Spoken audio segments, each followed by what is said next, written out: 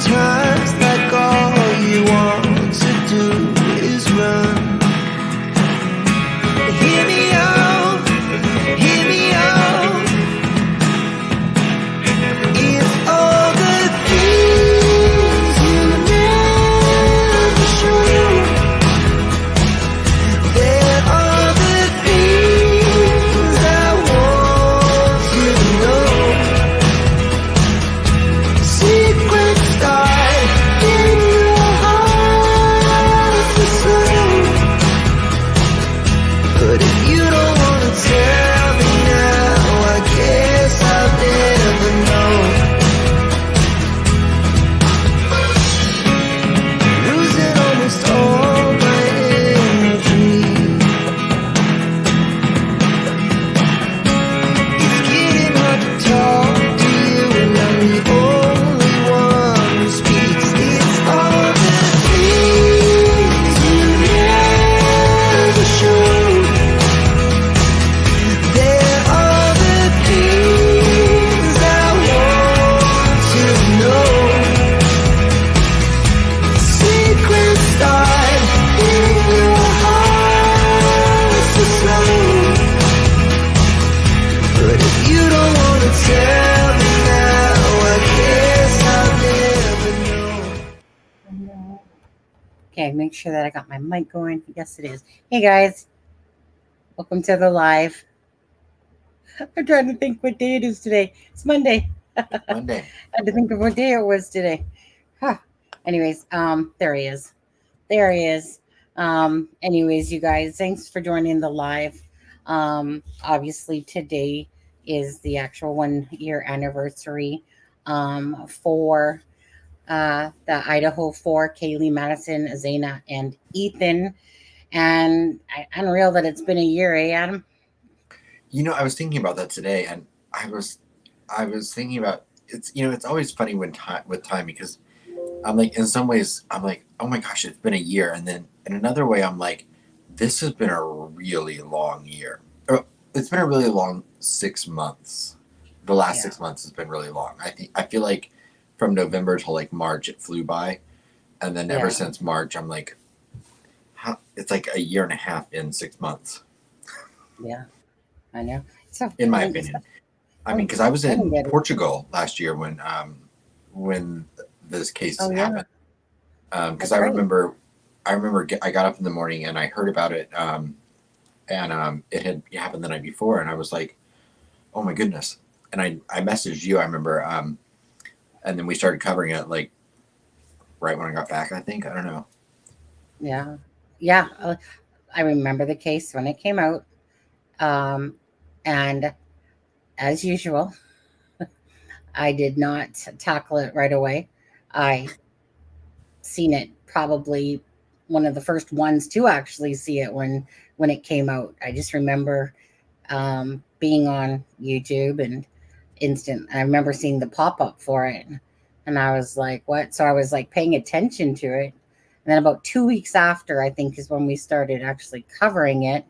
A lot of channels actually grew rapidly because of this case. You knew it was. I gained quite a few subscribers from it. Yeah. It was, well, again, it was, in all fairness, we haven't actually covered this case in a while. We were covering it, like I said, for quite a bit there. And then I remember like there was other cases, but I think it was because it was getting so twisted and absurd. And sometimes when those things happen, I just tend to kind of move away from them when they become very twisted and absurd, and kind of let the justice process take its course. As paperwork or different things come out, like always in the background, keeping up to date, or at least, pretty up to date with the case. But not like some where they're like analyzing every aspect of it, kind of like with Delphi here.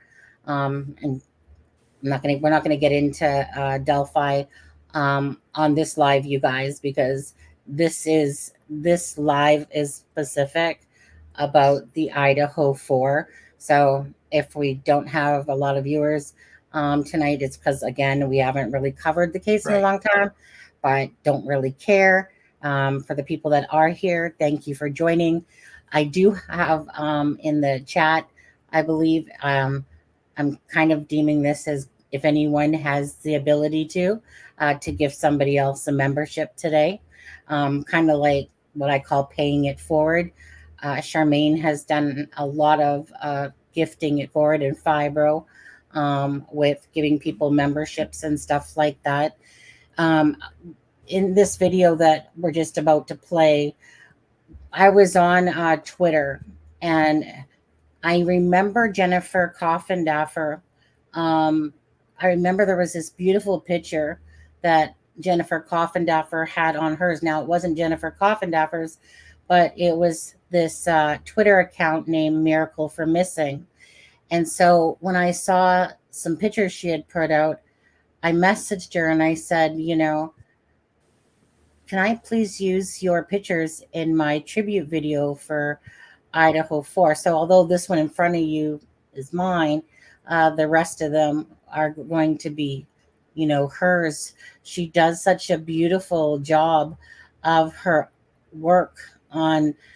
Even I've seen some for Abby and Libby and Gabby Petito.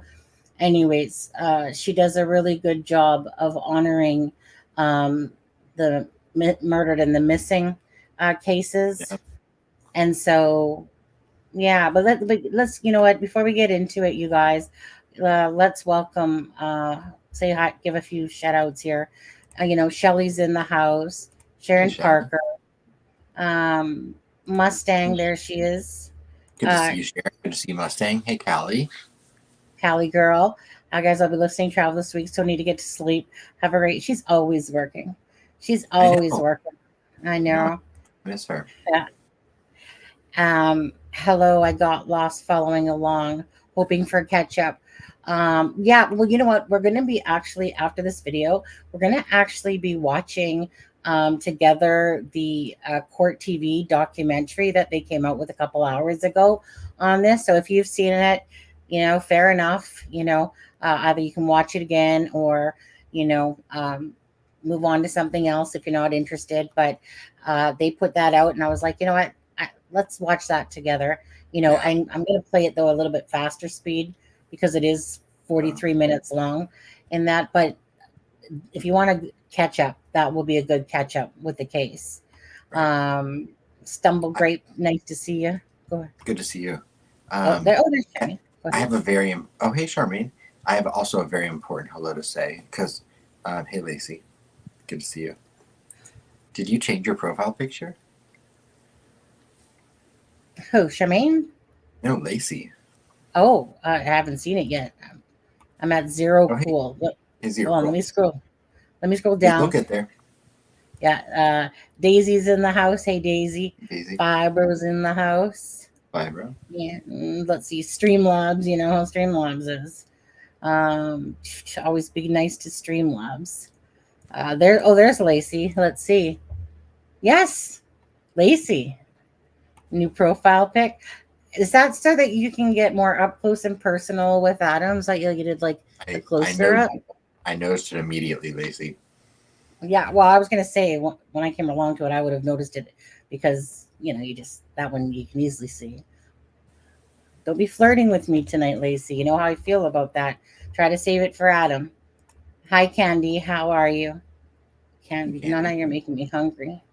Let's see. Dustin Andrew. My company is starting to an actual true crime radio station where any true crime YouTuber can go on it to talk about true crime, and the station will cover true crime 24/7. Well, that's cool. Cool. True crime radio station. I was actually just thinking about that recently when I was like, I'm surprised there aren't radio stations that just cover true crime 24/7. So, good job, Dustin. Yeah. Actually, but like an actual radio station. I guess is it one of those things like a Spotify thing, but it's like a radio station, Dustin? Oh, I'm so sorry, Dustin. Lacey. I just noticed you changed it tonight. I'm sorry. I was gonna say, I just noticed it too. I can talk 24/7. Yes, you can. I So yeah, don't got a Dustin, so problem Sonny can with it. cover 12 hours of the day. I'll cover the other 12. Yeah, it'll be FM and AM. And every once in a while, Dustin will let you talk. Alrighty. So I'm like, I'm just not like, I guess in my head right now is just saying that I'm just like, I'm. It's almost like talking about TV. It's almost like dinosaur to me. Besides Spotify and all the systems, I'm going. So okay, so instantly I'm thinking of WKRP in Cincinnati radio station for some reason. So like, what kind of platform like is it on then? 1079 True Crime No, no. Radio. Oh, Hey YouTube. Hey you know who YouTube. you just sounded like. Stop it. Stop it. Hey Instagram. Hey Facebook. Hmm. TikTok. Right. We are also doing a true crime TV station on YouTube, and the radio station will start next Friday at 7 p.m.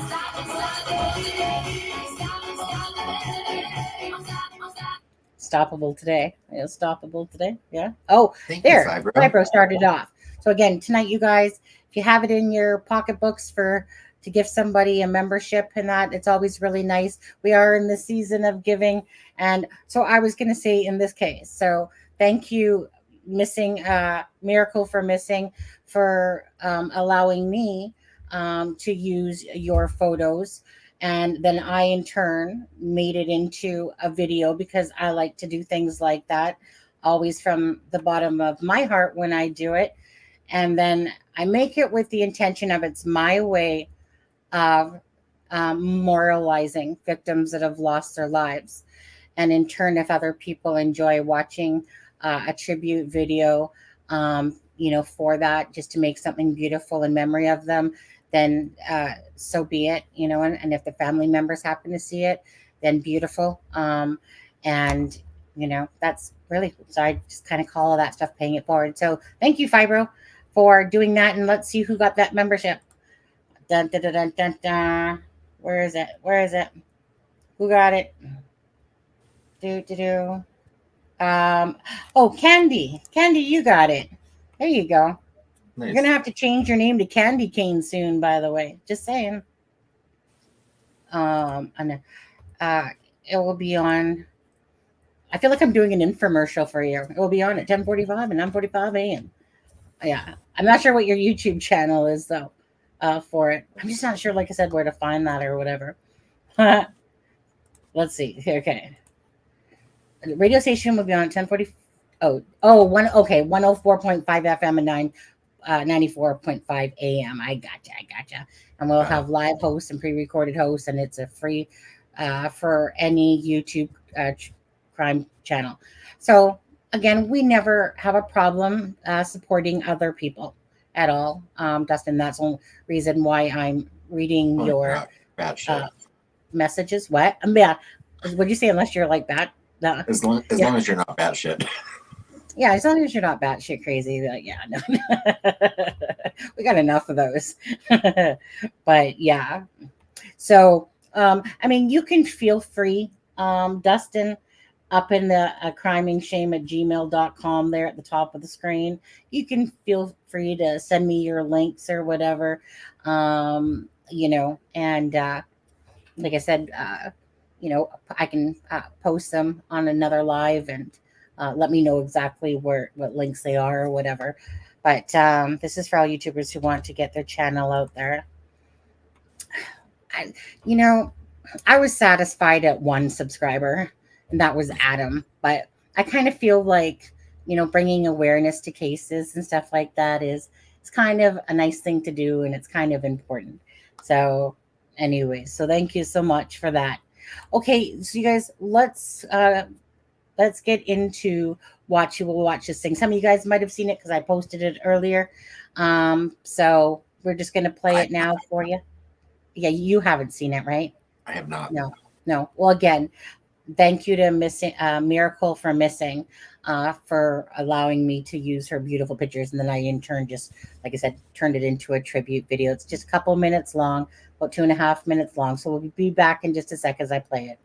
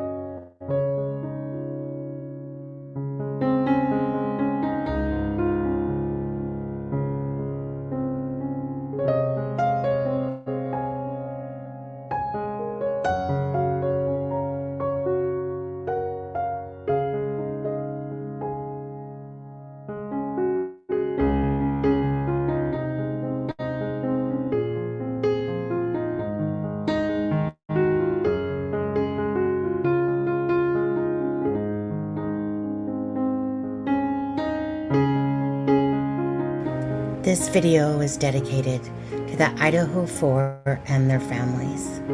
I'd also like to thank Miracle for Missing for allowing me to use her beautiful pictures in this tribute video, remembering the Idaho4. Okay, so I feel like a real heel for a second because I forgot to say that Jeff, our good friend Jeff H., at the very start was his music that he gave me. Oh, nice. And then I went into a different one. So I feel like a real heel for Jeff. Jeff, if you're watching this live, I love you. Appreciate you. Thank you for sending me over that bit of a lick for this video for tonight for the Idaho4. He follows that case well. Yeah. And I don't know what about you guys, but I keep hearing some crackling and I can feel like stuttering almost in the audio, like with a little bit of crackling tonight. I can hear it sometimes when you're talking, just a little bit. Do you guys hear that tonight as well? Just ask you guys. I thought your video was gorgeous. Oh, well, like I said, you know, like, I mean, I put my effects on it and different things, but again, Miracle for Missing, beautiful, beautiful artwork behind it, you know, like and you can see she's on Twitter, okay? Miracle for Missing. So if you have Twitter, you can follow her. I should put her Twitter, I guess, in the link of the description of this video after the live and stuff like that. Okay, you guys aren't hearing it? Okay. So again, just like to appreciate. And before we get into the Court TV one in just a minute, I'm just going to see what Dustin's saying on this one. And all our major platforms, and it's for true crime YouTube channels to get the channel out there to the public to help with honest and true facts about crimes. Nobody pays for nothing. It's free. Well, that's a beautiful thing. And exactly. Honest and true facts about crimes. That's right. On there. Thank you, guys. Thank you, thank you, thank you. Hi, Charismatically Clever. How are you? On there. I tweet. I'm a Twitterer. Just going to say that. All the links for the descriptions, again, are in each video. You can find the links to our Twitter, Mine and Adam's Twitter, It's a Crime and Shame Facebook page, and the merch store, everything, coffee, everything's in the description of the video. Okay, guys, always. Yeah, absolutely. Yeah. Okay. So we're gonna. How many of you guys in? I mean, I know there's only 24 you guys watching. Woo! Yeah. All right. I mean, we're gonna get that 10K soon. And if you're not a subscriber, consider subscribing. Even if you've already subscribed in this and you're here already. Like I said, we're so close to 10K. But Adam, you're just gonna have to get out there, boots on the ground, force people to subscribe, get over the 10K mark. I want to play my 10K video. Okay. All right. Well, our 10K video. I hate it when I say mine. It's because I create it. I create the video. So that's why the word I comes in there. But that's a very selfish thing to say because I keep forgetting to say we. What was this? Well, you know what? There are only 22 people watching. But since the 22 people that are in here are all good, who wants a little teaser for who likes Tom Webster? Sonny, do you like Tom Webster? Let me think about that. Tom Webster. I'm trying to remember who he is. Oh, you mean our friend yellow polo? Yeah. Not very funny. Yeah, you mean the gorgeous guy with his outfit when he wears it and stuff like that? Yeah, that guy? Yes. Yeah, okay. I know we're not talking about Delphi tonight, but he has a video coming out, I think tomorrow or the next day, maybe. How long do you think it is? Hold on a second. I thought he put it for the 23rd or something. Well, he has a live scheduled on the 19th, but he has a video coming out, which is his deep dive into the memorandum, which he's been working on very, very hard for a long time now. So Tom is in Tom Webster link. I was gonna say 5 hours. How long do you think this video is? I was gonna say what Charmaine just said. I was gonna say 5 hours. Ooh, 7? Oh, damn! Really? Okay, so everyone, look out for a video tomorrow or the next day from Tom Webster. It's 7 hours and I think 15 or 20 minutes. Oh, so 7 hours was close. Okay. And it's a deep dive into the memorandum. He has worked so hard on it over the last 7 years. No, I mean, month and a half. Yeah, 7 years. So set some time aside, and when that video comes out, call into work, tell your friends you can't go to dinner, whatever you have to do. But watch it in parts. Part 1, part 2. Turn it on, go to bed, get up. Yes. Tom is excellent at putting it in nice, like order from beginning to end of this or whatever. So I know it's going to be awesome. He's really great at, like I said, using spreadsheets. However he's doing it, Tom does a really excellent job. So if you don't know who Tom Webster is, you're not subscribed to him, well, it's Google Tom Webster on. Actually, I think is his in my link of the description. It might be. It might be. But like I said, I'll I'm sure everyone here is subscribed to him already. But if you're not, subscribe to Tom Webster, and like I said, look out for that video in the next day or two. Yeah, I'll put his link up in a few minutes on there. But okay, so let's get into the documentary for Court TV. Again, if you saw it, oh well, you can watch it again, or you can go watch some Delphi drama, one of the two. So let's share screen. We'll go over to the Court TV, and Tom doesn't want any. Diana. Okay, so you guys can all see this. So I'm just. This is only just a few seconds in. Let's just go right to the beginning. I'm looking forward to this. Former stabbed with a knife, but no weapon has been located. The true crime story that sent shockwaves across the country. All of us are shaken. 4 murders, and then the guys just running around on the loose is a little unnerving. The victims, 4 college students. Ethan, Xana, Madison, and Kaylee. I miss her smile. She was so giving. Positive and fun, and we love her and miss her so much. Now, a PhD criminology student accused of the murders. Detectives arrested 28-year-old Ryan, Christopher, Kohlberger. Hello, how you doing? How y'all doing today? Every inquiring mind wants to know why. Why would Brian Kohlberger do this? The maximum penalty is death and/or imprisonment for life. Do you understand? Yes. Plus the evidence, On that knife sheath was DNA, likely left there by the killer. including those 12 times when he's hanging around this house. You better have a pretty good reason for this. Guess what? The defendant, the suspect, the accused, what does he drive?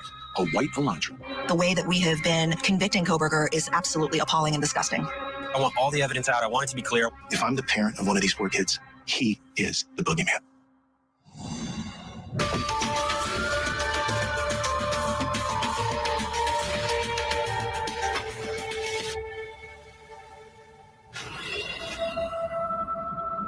I try not to think too much about any of the darker side of the aspects. I just try to stay positive. There'll be days where I have to focus on the negativity, but today's not one of them. I miss her smile, and that she was so giving. When she came home, she was always giving me a hug, always making sure she got a hug before she left the house. Just the simple things. These girls were born 14 days apart. We loved them both so much. It was a great, great story, and I'm sad that it ended, and we lost them both at the same time. I'll never see this car as mine. She paid for it. She felt like this was a super cute car. It was emotional riding with Steve in Kaylee's car on her birthday. We saw that vehicle at that home each day inside the crime scene tape. Kaylee and her friends Madison Mogan, Xana Kernodle, and Ethan Chapin were stabbed to death at the University of Idaho. And that car was part of the reason Kaylee was in town that weekend of the murders. When she bought her car, it wasn't a birthday, but it was a gift that she gave herself because she just got a new job. So I remember her being super excited for that and, showing Maddie and driving down there and showing her friends off with it.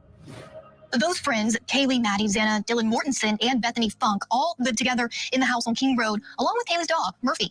Murphy, you've been a bad boy.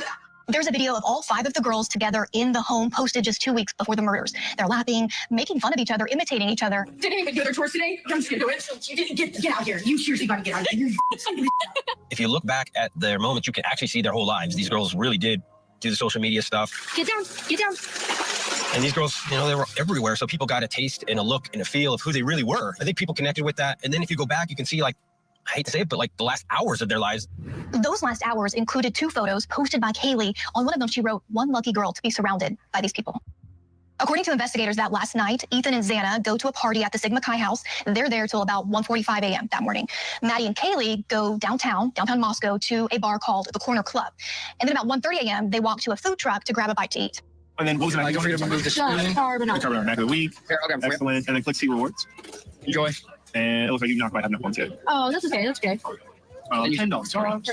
So about 10 minutes later, the video shows Maddie reaching to grab the food they ordered. Kaylee has her cell phone up as if she's filming the moment. They're laughing with each other until you see them run out of the frame. By 2 a.m., all 5 girls and Ethan Chapin were back at the house on King Road. In just over 2 hours, 4 of the 6 would be dead. Everybody here? My name is Chief James Fry with the Moscow Police Department. I'm going to be reading from my notes today because I want the information you received to be extremely accurate. The 4 were stabbed with a knife, but no weapon has been located at this time. There was no sign of forced entry into the residence. Based on details of the scene, we believe this was an isolated, targeted attack on our victims. Right away, I think everyone knew this was going to be a big story. I mean, you've got 4 college students taken down at once inside the same home, and the chief comes out pretty quickly and says, listen, no forced entry here. This was a targeted, isolated attack. So most of us thought, should be solved pretty quickly. But that's not what happened here. We need to make sure we clarify. Have them restart this feed, or... We arrived in Moscow just days after the murders, and you could immediately sense that this was a community on edge, and you can understand why. 4 young people have been brutally murdered, and nobody knows why, and nobody knows who's responsible. I actually met a group of professors from the University of Idaho. They were out for a bike ride, and they really summed up what the community was going through. It has deeply affected all our students and our faculty and our staff, and it's been just a struggle to get through this last week. So, how hungry is this university, this town, for answers? Very much so. The fact that there isn't an answer makes this even worse. All of us are shaken. I've heard from people all across the country talking about this tragedy. It's a small college town. We all know each other. People in the community knew these students, so everybody's affected one way or another. And part of it's because we just don't know anything yet. We also met the prosecuting attorney, Bill Thompson. Any new details? Nothing that I can share. How was the crime scene? I can't talk about it. Everybody's working together. The investigation is still active, absolutely. How long are they going to stay here at the home? Don't know, as long as they need to. I ended up sitting down with Bill Thompson in his office. And remember, they had not identified a suspect, and a lot of people were wondering, are they going to solve this? And it was one of his answers to me that made me think they know a lot more than what they're saying. Would you feel safe having a child living near or on campus?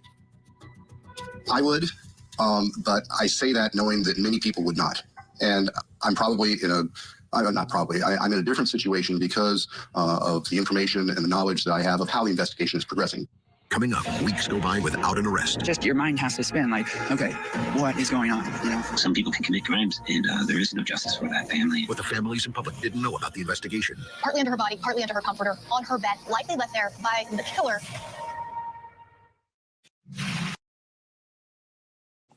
Quickly stop that just for a moment, just so we can say thank you to Charmaine and to acknowledge There you go.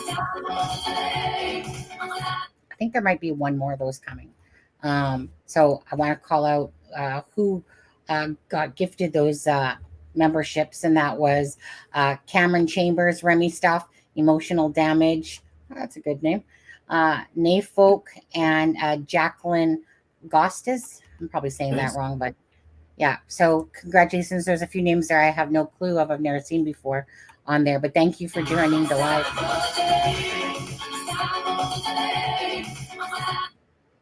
Well, regardless, thank you for being here, and enjoy your membership. I guess it's because it's Idaho, right? They're probably definitely the Idaho followers, or they probably wouldn't be here, right? So, huge case, huge case. The case was very weird because the police did not come out with a lot of stuff. I felt like, to be honest with you, and we'll get into talking about this through different parts of this documentary, but I felt like Idaho did a really good job of doing press conferences. What do I want to call it? What was it? What's it called again? Not the affidavit. Is it the affidavit? Is it the affidavit? Oh no, yeah, their affidavit, their arrest warrant affidavit was really telling. I thought was a good document. And it's funny because it's hard not to contrast the two when you look at the way the investigation in Delphi happened and then the investigation in Idaho happened. And Idaho, and remember, I mean, we're watching the documentary, so I don't want to talk too much, but it was 6 weeks from the homicides to Brian Koberger's arrest, and people were saying, "Is Idaho a cold case?" Oh, I remember that. I was like, like, really, people, come on. There's been a lot of weirdness with the case and different rabbit holes and stuff like that. We try to stay away from really that much, like that part of it with the Idaho. I think I learned a lot myself from the Delphi case and then the Idaho case. A lot of people's names put out there. Remember, everyone was blaming Jack Decor or whatever. Oh yeah, and then they were blaming Jack Showwater or Showwater. Yeah, I mean it was ridiculous. I wonder whatever happened. Go ahead, Jeremy. When I interviewed Jeremy Reagan, he was getting a lot of suspicion. Yeah. But yeah, so we'll continue watching it, guys, and then there's sometimes I'll stop it if I want to talk about a certain part. But I do want to say one thing, if you guys, some of you don't remember this, just because I was reminded when I saw the house. Now, there is videos out there, of course, and Truth and Transparency channel was always putting out a ton of videos that they had received, in previous months, and the parties and different things. Now, remember the liquid that was running down the backside of the house? Now, that is blood. Oh, yeah. That was not there. So I had already went down that path like a long time ago when the case had come out. And I went back to one of the videos that was just previously when the video when the cops, like they were kind of showing there, the cops go to the back of the house and they're walking around. The one where the noise disturbance one or whatever, where Kaylee's in her orange. There was no liquid. There was nothing running down there just a couple months before. That obviously was blood that was coming down, out onto that cement. So just so you know that wasn't no oil or whatever you want to call it. But anyway, and then people have, and then there's the whole, the misinformation of of that audio that got I put was going to out. bring that up. Yeah. Which we can talk about that later then. Well, I was going to say, I was going to talk about it. I wanted to see when they get to that part of the thing again, we'll get to it if they bring that up in here. I watched about 3/4 of this and I was like, I'm getting a 20-30 minute nap in before the live tonight. I was tired. I needed one of those quick nap things. But anyways, so we'll keep playing it, guys. And thank you again to Charmaine for paying it forward. So again, if anyone has the ability to gift a membership today, not only does it help support the channel, but it's just always a really cool thing to do, to pay it forward to somebody else. You know, it's like, I remember when I was in the Drunk Turkey show for a couple of minutes today, and somebody had gifted $50. And in my head, all I could think of for some reason was, imagine how many memberships they could have given somebody instead of just, what I mean, the same value, but yet could have gifted the membership. That's what went through my head today. But anyways. Either way, YouTube's going to take their 30%. So you might as well make someone else's day while you're doing it. Yeah, absolutely. That's why people always have either way, it's incredible. Yeah, so either way, but that's why you see people with their Venmos or App Cash or coffee apps or PayPals, is because YouTube doesn't take 30%. It's very nominal, but the other ones take. But YouTube, you know how it is, guys. You know how it is. Anyways, hey Frank. Okay, so let's get back into this, you guys, and we'll see you in just a bit as we go through this documentary with Court TV.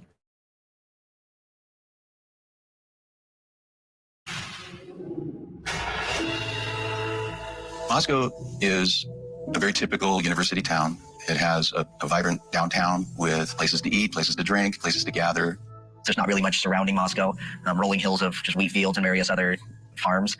Small town feel. I think it's roughly 25,000 people, give or take a couple thousand. I think of North Idaho as a pretty off the map type of place, pretty safe place, very family friendly, and to have 4 murders and then the guys just running around on the loose is a little unnerving.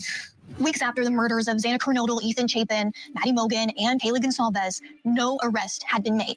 To the point that a lot of the students there on campus had cleared out because there was this fear among the community, and even some of the victims' family members had fears that the investigation was stalled.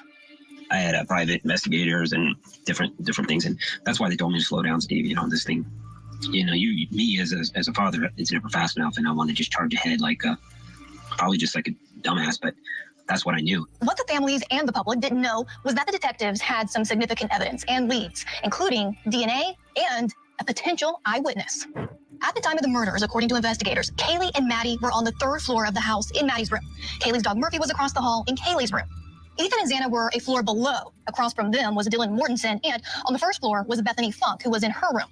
Dylan will be a key witness in all this because she's on the same floor as 2 of the murders. And she opens her door 3 different times. Now, the first couple of times, she really didn't see anything, but she was hearing voices. Maybe it was the dog. Maybe somebody was crying or something. She wasn't quite clear what she heard. But the 3rd time she opens the door, she sees this tall figure dressed in all dark colors, and she noticed his bushy eyebrows.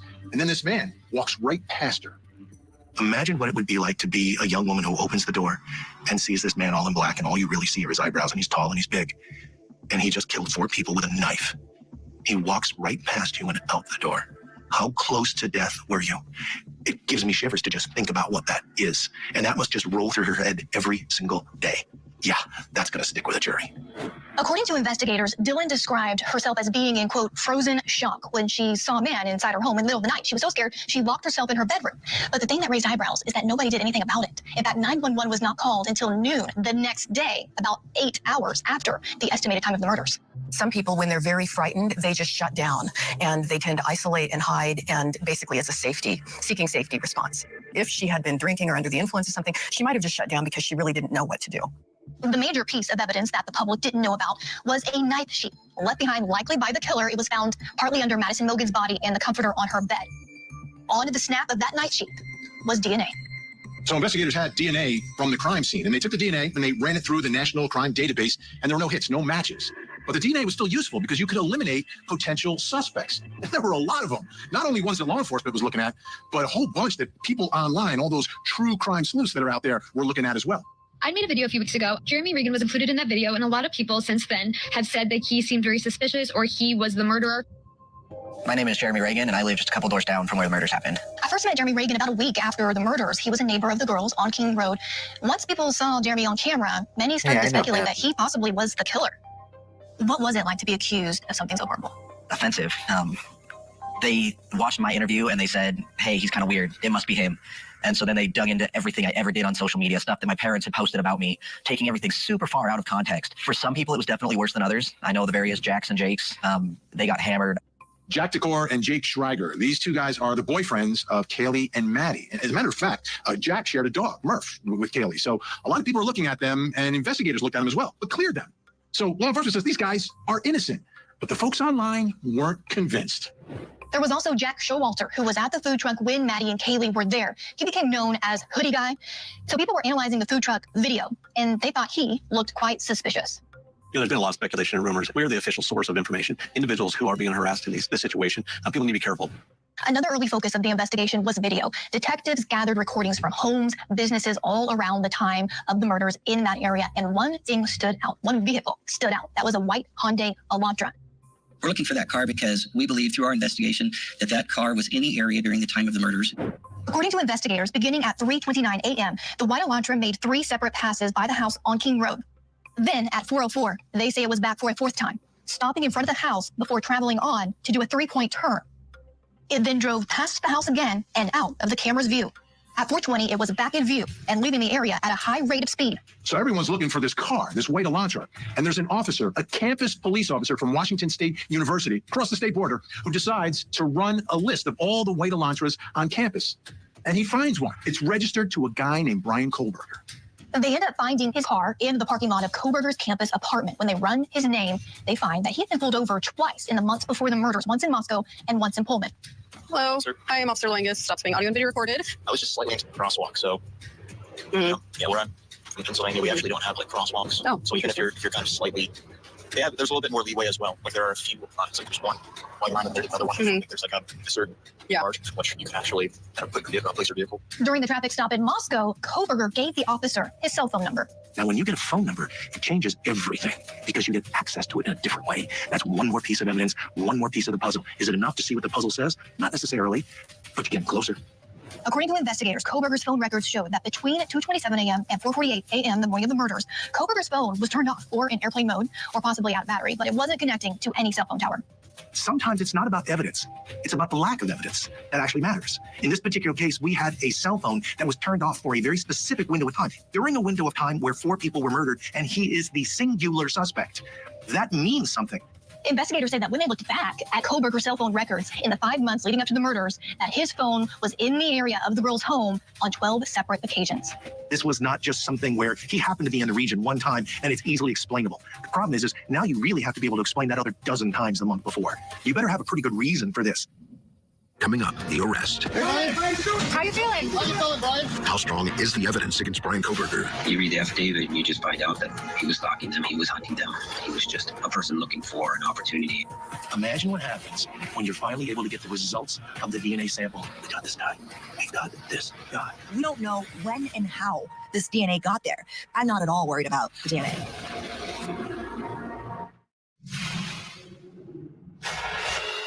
Last night, in conjunction with the Pennsylvania State Police, Federal Bureau of Investigation, detectives arrested 28-year-old Brian Christopher Kohlberger in Albrightsville, Pennsylvania, on a warrant for murders of Ethan, Xana, Madison, and Kaylee. Mr. Kohlberger was taken into custody without incident. The scene was turned over to the FBI evidence response team for processing.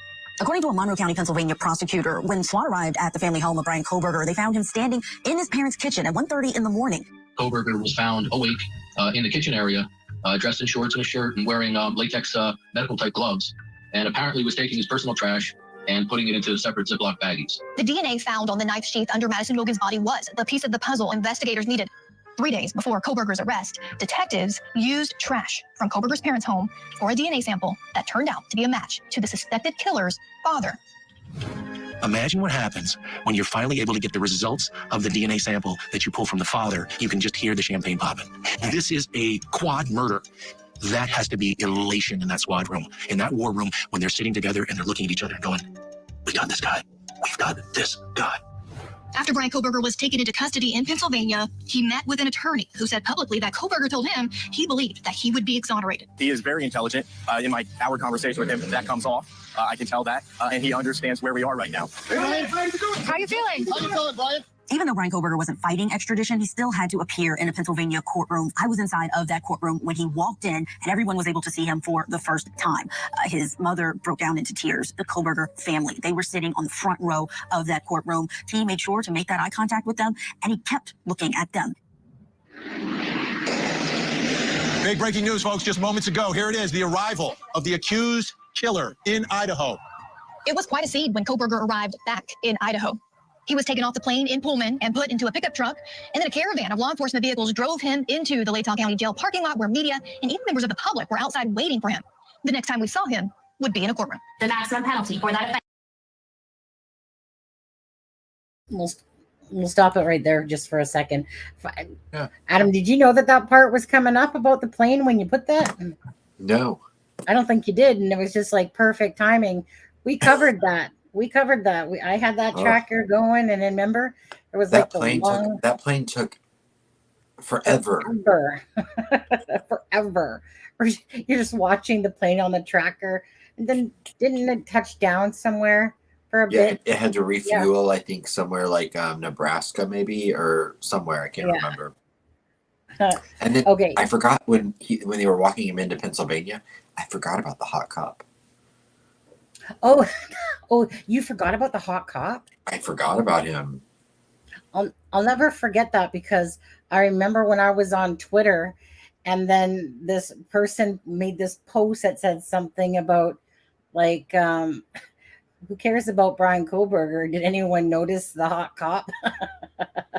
And I was like, oh, my husband would approve of that. I did that with the Calvin Conte case, and there was one of the cops that arrested him, and it was like the most viewed thing I've ever done on Twitter.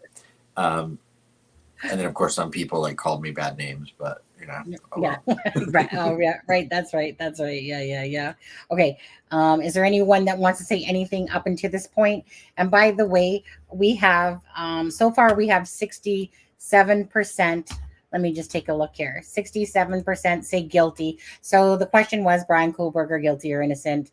So innocent is 3%. 67% say guilty. I do not follow the case is 0%. And I am unsure at this time is 31%. Okay. Yeah. Well, you know, in my humble personal own opinion, I feel like this case is a slam dunk on this one myself. I feel that they will have ample evidence when you put 1 + 1 and 2 + 2 and put all the times that he traveled that many times and you put everything together. I personally think that Brian Kohberger is the guy, of course, innocent until proven guilty. But if I was a betting woman, which I am, that's where I'd place my bets. Yeah. Okay. Unless you have anything else to say, Adam, I'll keep playing it out. No? Oh, you're staying strong and quiet. Lacey likes it when you do that. All right. If you plead guilty or are found guilty, is up to death and/or imprisonment for life. Do you understand? Yes. Unlike in his Pennsylvania appearance, where Kohberger looked back to see his family in the courtroom, he seemed to make a point in Idaho not to do so, likely because he knew the victims' families would be in the gallery. I feel like he's scared to look at me in the eyes and start to understand what's about to happen to him. You know, he picked the wrong family. So once the suspect appears in court, prosecutors release the probable cause affidavit, and this stuff is filled with detail after detail after detail, things we didn't know, 18 pages worth. And at that point, the public got some answers. But more importantly, the families finally got some answers. You read the affidavit and you just find out that nobody understands exactly why, but he was stalking them, he was hunting them. The affidavit in this case lays out the evidence against Brian Kohberger, but there is a gag order here, so we don't know everything the prosecution has. But a lot of people think he's the guy, he must be guilty. But there's a long way to go, and a lot of people think that this case isn't a slam dunk. It's absolutely disgusting. This guy does not have a presumption of innocence. He has the assumption of guilt. I'm Sarah Azari. I'm a criminal trial attorney in Los Angeles. I'm currently a legal analyst for News Nation, and I am the host of the Presumption podcast. You know, pretrial convictions of high-profile defendants in high-profile cases is nothing new, but Kohberger is a whole other level. And I think not only we found him guilty of slaying the 4 Idaho students, but we've decided that he's going to get the death penalty. The most significant piece of evidence for prosecutors is the DNA of the defendant found on the knife sheath of the alleged murder weapon located underneath victim Madison Mogen's body. We don't know when and how this DNA got there. So if Brian Kohberger is person A and he touches this knife sheath, and then somehow this knife sheath is picked up by somebody else. I mean, he could touch it, he could handle it, it could be anything. And then that person then somehow is in this Kings Road home. That is a perfect explanation of how Kohberger's DNA was on that knife sheath. Is insufficient to place him in that home, let alone to place the murder weapon in his hands. That's why I'm not at all worried about the DNA. I'm Tiffany Roy, and I'm a forensic DNA expert. I work privately in the area of forensic DNA and forensic biology. I've been doing this work for 17 years. DNA can be transferred onto items that people have never contacted and never touched. It can be found in rooms where people have never set foot. He may never have touched that sheath, and his DNA could have been transferred there by some contact with another item or another person. We can't tell how it got there. We can't tell when it got there. Or it could be there because he committed this quadruple murder and took the lives of these 4 students. And maybe when he was closing the snap, his thumb touched it before he even showed up at the murder scene. And maybe that knife sheath got loose because those girls were fighting for their lives. Now, you take that evidence in conjunction with all the other evidence, including those phone records. Wow. Investigators believe that Kohberger's cell phone was off or in airplane mode around the estimated time of the murders because he turned it off. We've been saying it was off, his phone was off. We don't know if it was off. It could have been off, it could have been in airplane mode, or it could have just simply not picked up signal during that time. What's odd, of course, and what's problematic for the defense is that his phone did pick up signal before the murders and after the murders. Another significant coincidence, for those who believe in coincidences, I don't, is that there's this white car that's driving around and around at the time of the murders, close to the scene of the murders, caught on video. And guess what? The defendant, the suspect, the accused, what does he drive? A white Elantra. The car's driving around, but then suddenly during the window of the murders, we don't know where this car was. We don't know where it was parked. We just know nothing about the car. Identification of the Hyundai Elantra as like the suspect vehicle, that's a problem. Another part of the case against Brian Kohberger is an eyewitness account. Dylan Mortensen, one of the surviving roommates, she told police that she saw a man around the time of the murders dressed in black, bushy eyebrows, wearing a mask covering his nose and his mouth that walked past her down the hallway. And then we have Dylan, the surviving roommate, and she's so afraid that she goes back in her bedroom and locks herself up and then doesn't call 911 for 8 hours later. Okay, that is highly unusual. We look to expected behavior, expected response, reasonable response. That is what makes sense to jurors. Jurors are normal people. So you tell them a story, it better make sense, right? And it doesn't make sense. Credibility always matters with witnesses. And this witness comes across as credible. Is she flawed? Yes. Next, the house on King Road. No one knows here right now. And the type of person capable of committing these murders. Whoever did this, be it Kohberger or someone else, is a sexual domination killer. Plus, Brian Kohberger's defense. If he says, I was in this house before, that's why my DNA is in this house, all of a sudden, you might have a completely different trial.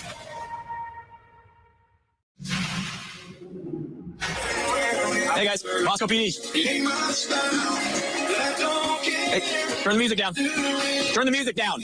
Hello, miss. What's your name? Xana. Xana, do you live here? Yes. We've already talked to Maddie once and told her the same thing. The house at 1122 King Road, where 4 University of Idaho students were murdered, was known as a college party house going back before Kaylee, Maddie, Xana, Dylan, and Bethany all lived there. In the fall of 2022, just a few months before the murders, Moscow police responded to a noise complaint at the house on multiple occasions. And if I do have to come back here, $300-some ticket's coming your way. Okay. And it only gets more expensive from there. Is that fair? Yeah, that's fair. There was even an incident where there are people at the house, but none of the roommates are even there. How goes it? Oh, hi, how are you? Who lives here? We're not sure. You don't know who lives here? No, I We're don't. just here for a noise complaint. So everyone here's trespassing? Well, no one's here that's trespassing, but no one that lives here is here right now. So where'd they go? They're just not here. I have no clue where they went. No clue. So you guys just found a party in their house at They were here at one point. They're not here right now. I just searched all the They left and went over to some other party, and everyone is about to just searched go over all to another party. Okay. Who does live here? What are their names? I am actually not sure. Jeremy Reagan lived near the house on King Road for a few years and saw a lot. Tell me about the house. What do you know about the house? So when I moved here my first year, that house was not super bad, notorious for like students going in and out partying all the time. My second year, there was a ton of people all the time, in and out constantly. And then my third year, which is the year that all this happened, it was much more similar to the first year I was here. They did have more stuff going on there, but they were definitely nowhere near as loud, as crazy as that second year that I was here. Does the fact that so many people were in and out of this house factor into the case against Brian Kohberger? The fact that this Kings Road house was a party house is a huge big deal because it expands the universe of suspects. Who was there at the time of the murders? What was their connection to the victims? Who had access to this home before? Did they have possible motive to kill? For months, we've been calling this a party house. This is a party venue. One of the most important parts of this case is that DNA. And what we know is this is a party house. We know that there were hundreds of kids in this house. It could even have included him. And the thing is if he was in this house, are you suggesting that these four know everybody who's been there? I doubt that. And as a result, if he says, I was in this house before, that's why my DNA is in this house. Now we talk about that, and we talk about DNA transfer, and all of a sudden, you might have a completely different trial. It's not just that the defendant's DNA is in the house. It's on a knife sheath, which is found next to Maddie's body. I'm a former prosecutor. This is game over DNA. And it's not just any DNA. It's single source DNA. Single source DNA profile is the most informative type of profile we can hope to get from a crime scene. It's a lot of clear information and it's a lot of very specific information. If you're looking for DNA from a perpetrator, that's something that's related to a weapon and a weapon that could have been used in the commission of this crime. It would be a very rare event for anyone else to match with a single source male DNA profile. So it's very strong evidence. Brian Kohberger.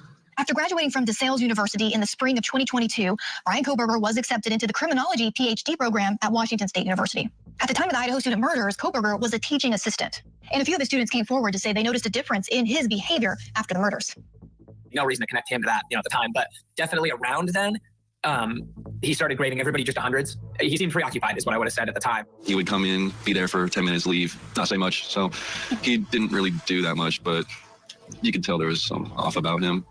What's still unclear is the prosecution's theory as to why he would want to kill these young people and what, if any, was the connection. Motive is not an element of crime or murder, but of course, every inquiring mind wants to know why. Why would Brian Kohberger do this to 4 innocent victims, college students? Could the state go to trial without motive? Absolutely, but I bet they won't. And the problem here is that we don't even have a connection to these victims. Forget about motive. Steve Gonsalves, Kaylee's father, believes there's a good chance the murderer was tracking Kaylee and/or her best friend Maddie. I'd be a little bit surprised that there wasn't a clearer touch point that would suggest that he was interested in one or two of the people more than he was the others. An Instagram account that was taken down shortly after Kohberger's arrest with the username of Brian Kohberger was following several members of the Kohberger family.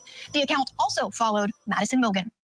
I'm Benjamin Mogan. I'm Madison Mogan's father. I first met Maddie Mogan's father, Ben, at the Mad Greek restaurant a few weeks after the murders.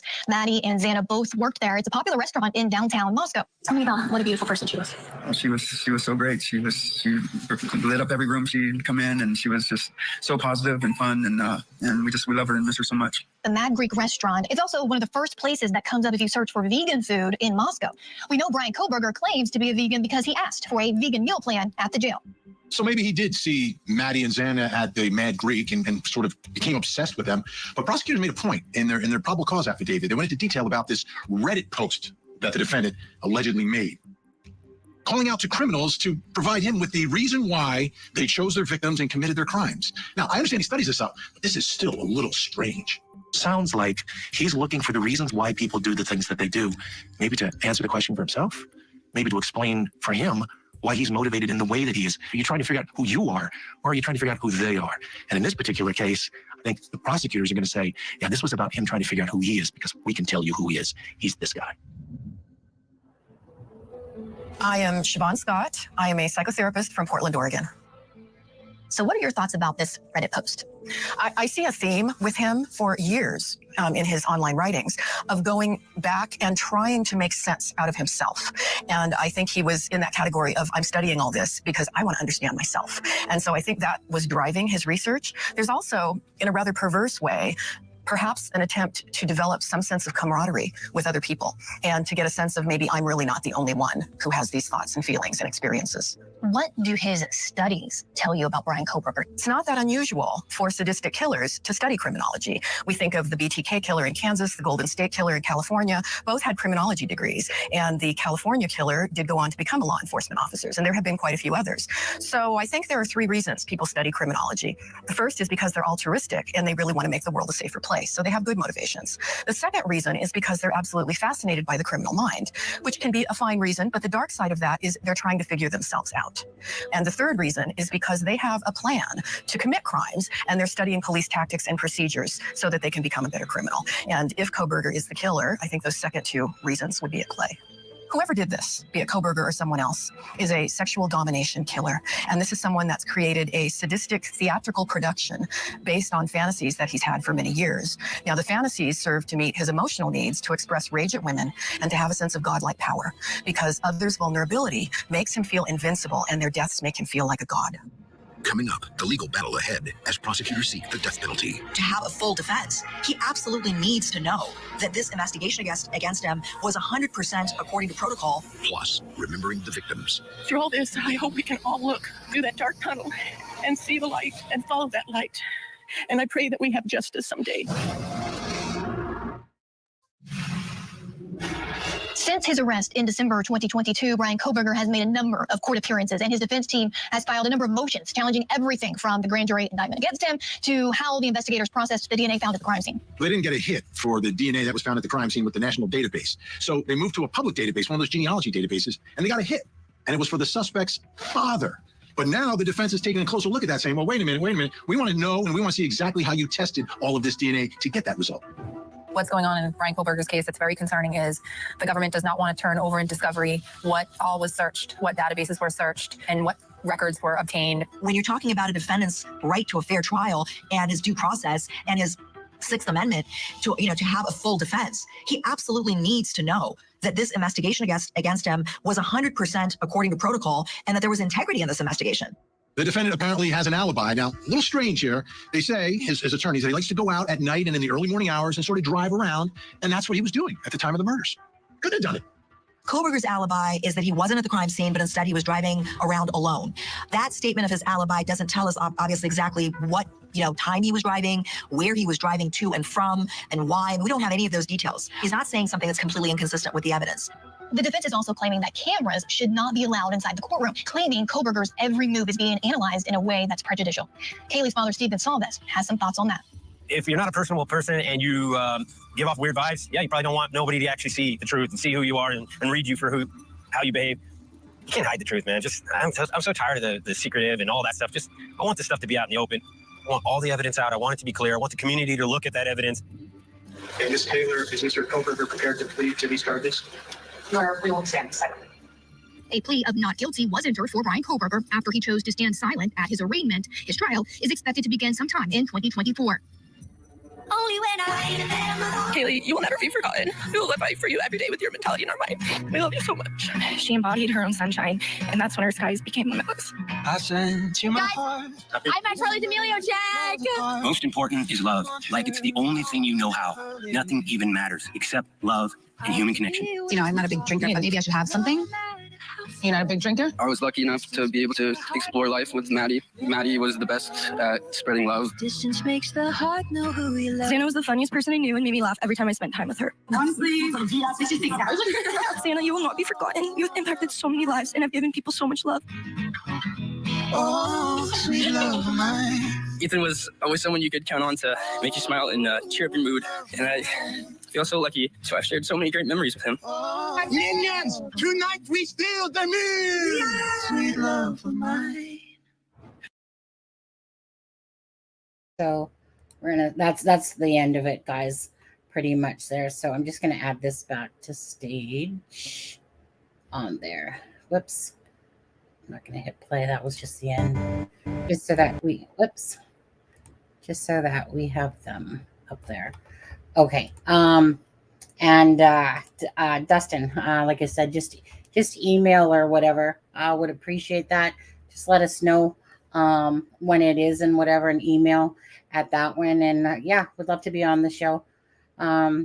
Anything that's about spreading awareness and talking about true crime cases and stuff like that. Absolutely. Shameen, I think Xana was in the kitchen with talking to Jack in the box bag. Oh, and when BK came, okay, so I think Xana was in the kitchen. Oh, the Jack in the box bag when BK came downstairs and chased her back to her room, then hyper focused to get out and didn't notice DM's door cracked open. I was going to say, oh, there's Jeff. Hey, buddy. Jeff, do you have time to come on, or are you busy? Because I can drop you a link if you want, because I know how much you follow this case. And Jeff has done a lot of good work with the videos and audios and stuff like that. So if you do have time, just let me know in chat there if you want to pop on. The light bulb camera at 1112 sees all that comes into the dead end neighborhood and all that leave. Exactly. I think law enforcement sees him enter before the murders and after he leaves the murders. I was obsessed with researching everything. So I noticed that they really didn't talk about that the audio in this particular documentary. But what I wanted to say is this. On a live quite a while back, so there was this audio that was released, and oh, are you Jeff? Okay, no problem. But thanks, Jeff, for the lick at the start of the video of this video that we played. I felt bad because I was sitting there thanking Miracles for missing, and I totally was forgetting to thank Jeff. But I did remember at the end of the video. But so, like I said, a long time ago, there was this audio that came out that was released. And what this audio was that a person on TikTok had released, basically, it was showing that, hey, look, this is what, I have one of those Ring door cameras. Person doesn't even live in Idaho. And they made this video, and it just happened to have a few coincidences in it that were similar, because you heard a dog bark in it, and then you heard what sounded like "let me up."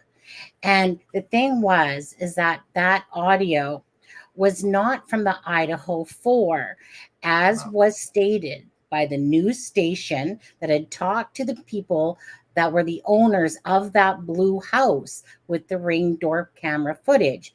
So she had come on our live and talked about it. And even though she spoke Spanish, so we had our friend, Peace Not Silent. What's his name now? Peace Silent, or what's his name now? Never Silent. And so he was translating because her English isn't so good. So anyways, so that's why we had her on our. So basically, someone reached out to me on Facebook, and then I said, hey, like, could I reach out to the person that put out that video to explain it? And she ended up coming on a live. So for anyone out there, that audio is not the audio from the blue house. Right. It's whatever. I can't think of what the address is. 111, whatever it is. 1112. Pardon? 1122. Yeah, something like that. Anyways, that's if you want to hear the audio though, if you want to hear, I have a video where I did the entire unedited version of that audio. I just dropped the link in the chat. So if you do want to hear that, it's there. Yeah, I'm not going to play it. I still get views on that video and people comments that are like, it's real 100%. And I'm like, no, it's not. I was going to say, so that became the upsetting part. So you're trying to put out the truth, and then there's these channels that keep propagating false truth all the time. And they're doing it just for simply clicks and views. Now, when it first came out, it was understandable. But if anyone actually truly looked at that video, it literally said, this is not the Idaho house for video, whatever. This is me giving you an example of what basically it would sound like, about 50 feet away. Now, in the video, which I personally saw, although we only played the clip because I promised that the reason why I promised that we would not show the actual clipping is because this person, lives near these people that were fighting in the video and didn't want to have the repercussions. Oh, I gotta move my thing here because I can't just have it not say Ethan at the end there. But so I personally myself saw the video, not of the real audio video, but of the one that she was just showing a simulation of what it would sound like. People ran with it, took it. Now, when we first heard it, we thought it was like, let me up, dog barking. We thought, but I did think that it was a little bit too crystal clear to hear that sound coming from the back of a house. But in no time at all, we went back, retracted, and said, look, no, this isn't the real audio. And then all of a sudden it uprose again, and it's probably still uprising there on the internet, because there was channels that were taking it regardless if you told them, look, that's not, I told you, well, it's suspicious that she's Spanish, it's suspicious, this and that. And come on, grab a brain cell, right? Okay. I mean, people just didn't want to hear it because they were like, oh, it's too good, it'll get, because I mean, every time, because for a while I tried to fight it where people would start playing it on their videos and say it was real, and I was like, I would message them privately and be like, hey, just so you know, here's the link to the full original audio, it's not from this case. And they'd be like, well, how do you know, tell me, and I'm like, it's what's saddening is that people are putting stuff out when they know it's false, but they're doing it for clicks and views. To me, that is disgusting and despicable when you're doing that on purpose, just because you're trying to feed your own pockets to get, and clickbait people. And when you know that it's not true, but you're putting it out there for that reason. To me, that is disgusting to do that intentionally. And a lot of people did do that. Or like, what's his name? That like literally faked audio. Oh, you're right. Joseph Morris, that faked audio for the Koberger case. Yeah. And he literally, so Joseph Morris literally used an abusive relationship audio, and then he changed on, I think it was, what's the UK mail there? He changed the wording on what's the UK version, the Globe, not the Globe and Mail, the you guys know, the Mail, Daily Mail. Thank you. Changed the wording on the went in, edited it, and then propagated it. Now, he took a lashing for that. He took a lashing so bad for that he literally, I believe his channel got knocked by YouTube for a bit there. And then he came back up, but he was hardly ever putting out a video. Like the shame, that's what happens. You play, when you do something so vicious and evil as to literally, for the sake of somebody that had like 287K or something subs, and you feel the need to be that dirty. And the sad thing was, he's Canadian. He's literally legitly Canadian. And I'm like, dude, you're like shaming us Canadians over here. But anyone to do something like that, is like bottom of the earth, pond scum. Sorry, you don't play with people's, the families of these people. You do not play with the victims. You just don't do that and stoop that low. So I can't say how enough it is that at least when you, as a content creator, you would think that the ethical and moral, grounding a little bit would be that you're trying to put out the truth, even if you're theorizing and stuff, that you're putting that out as my opinion, but that at least you're sticking to the facts of the case and you're not twisting and turning it into this crazy circus. Anyways, enough preaching about that stuff. Just know that audio out there is not true. It was never intended to be used. It's like real audio, but it's not from the Koberger case. It was just a sample. Okay. For anyone that ever comes across this live and that video and that doesn't know that, because there's people that are going to come around, Adam, that don't follow the case and then get into the case and then going, oh, I got across the audio, Exactly. Okay, let's see this one. Diana says, did BK want to commit the perfect crime? With his education background and all, did it go wrong, but Ethan was there, etc.? Motive is always the missing piece in my information. Adam, what's your thoughts on that? And you guys, I think he thought he committed the perfect crime. I'm torn because I think ego went into it a lot, But, as far as the perfect crime, I mean, it was not. We know that. I mean, he made so many mistakes. And Ethan to me has always been, of course, a factor that I don't think he anticipated. But at the same time, I question it because Ethan didn't live there. So, you know, he wasn't there every night, but his vehicle was parked in the front of the house. So presumably, Brian Koberger or whoever perpetrated this crime,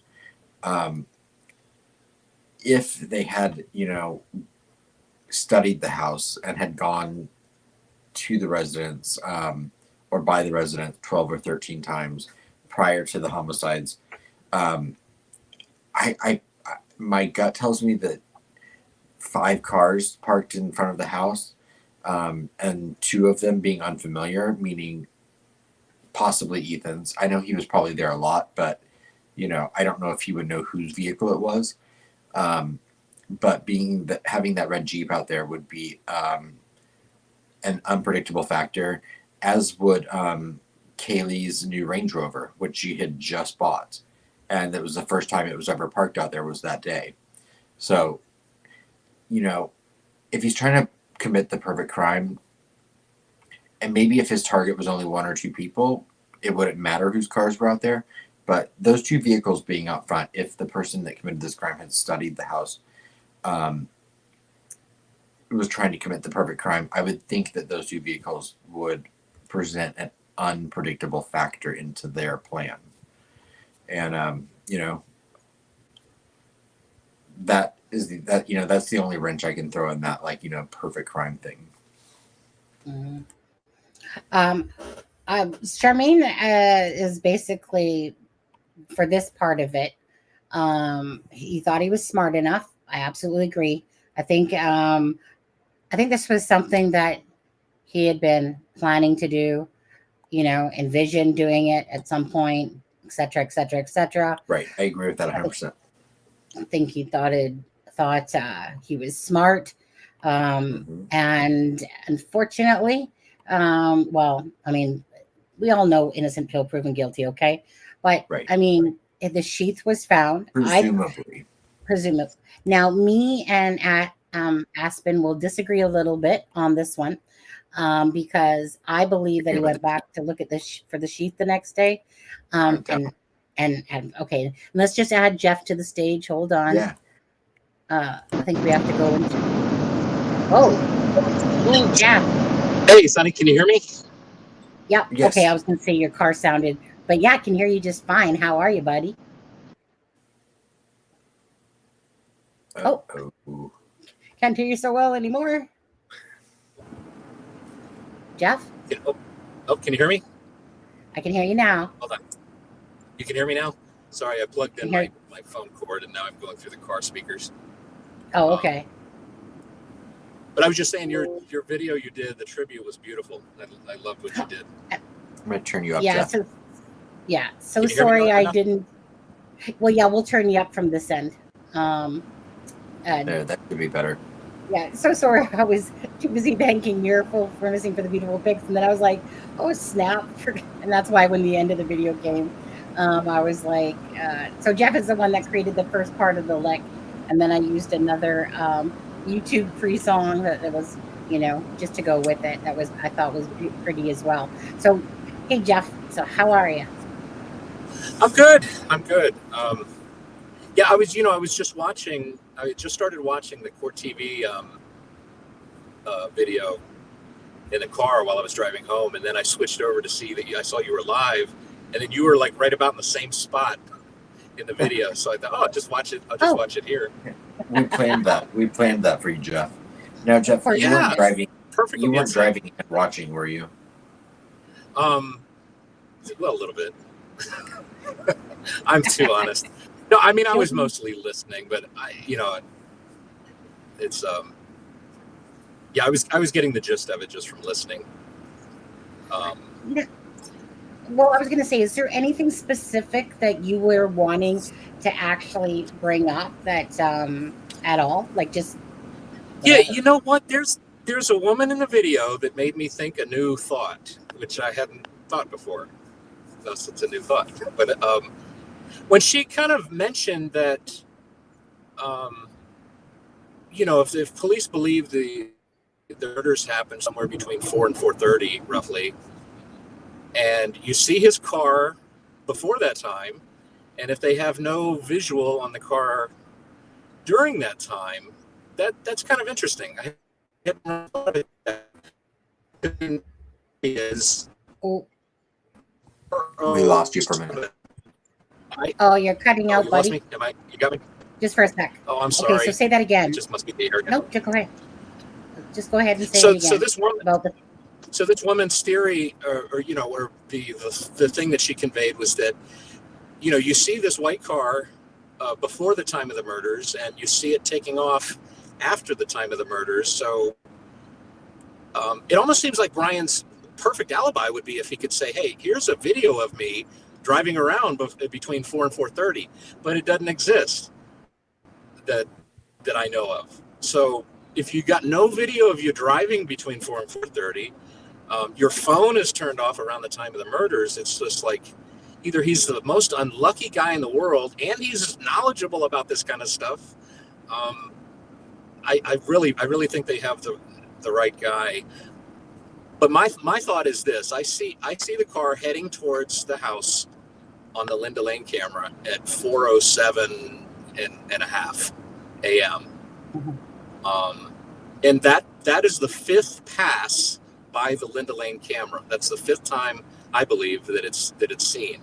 And that fifth pass, that car is moving faster than all the other 4 passes. So it's like, why is the foot heavier on the gas pedal for that last pass?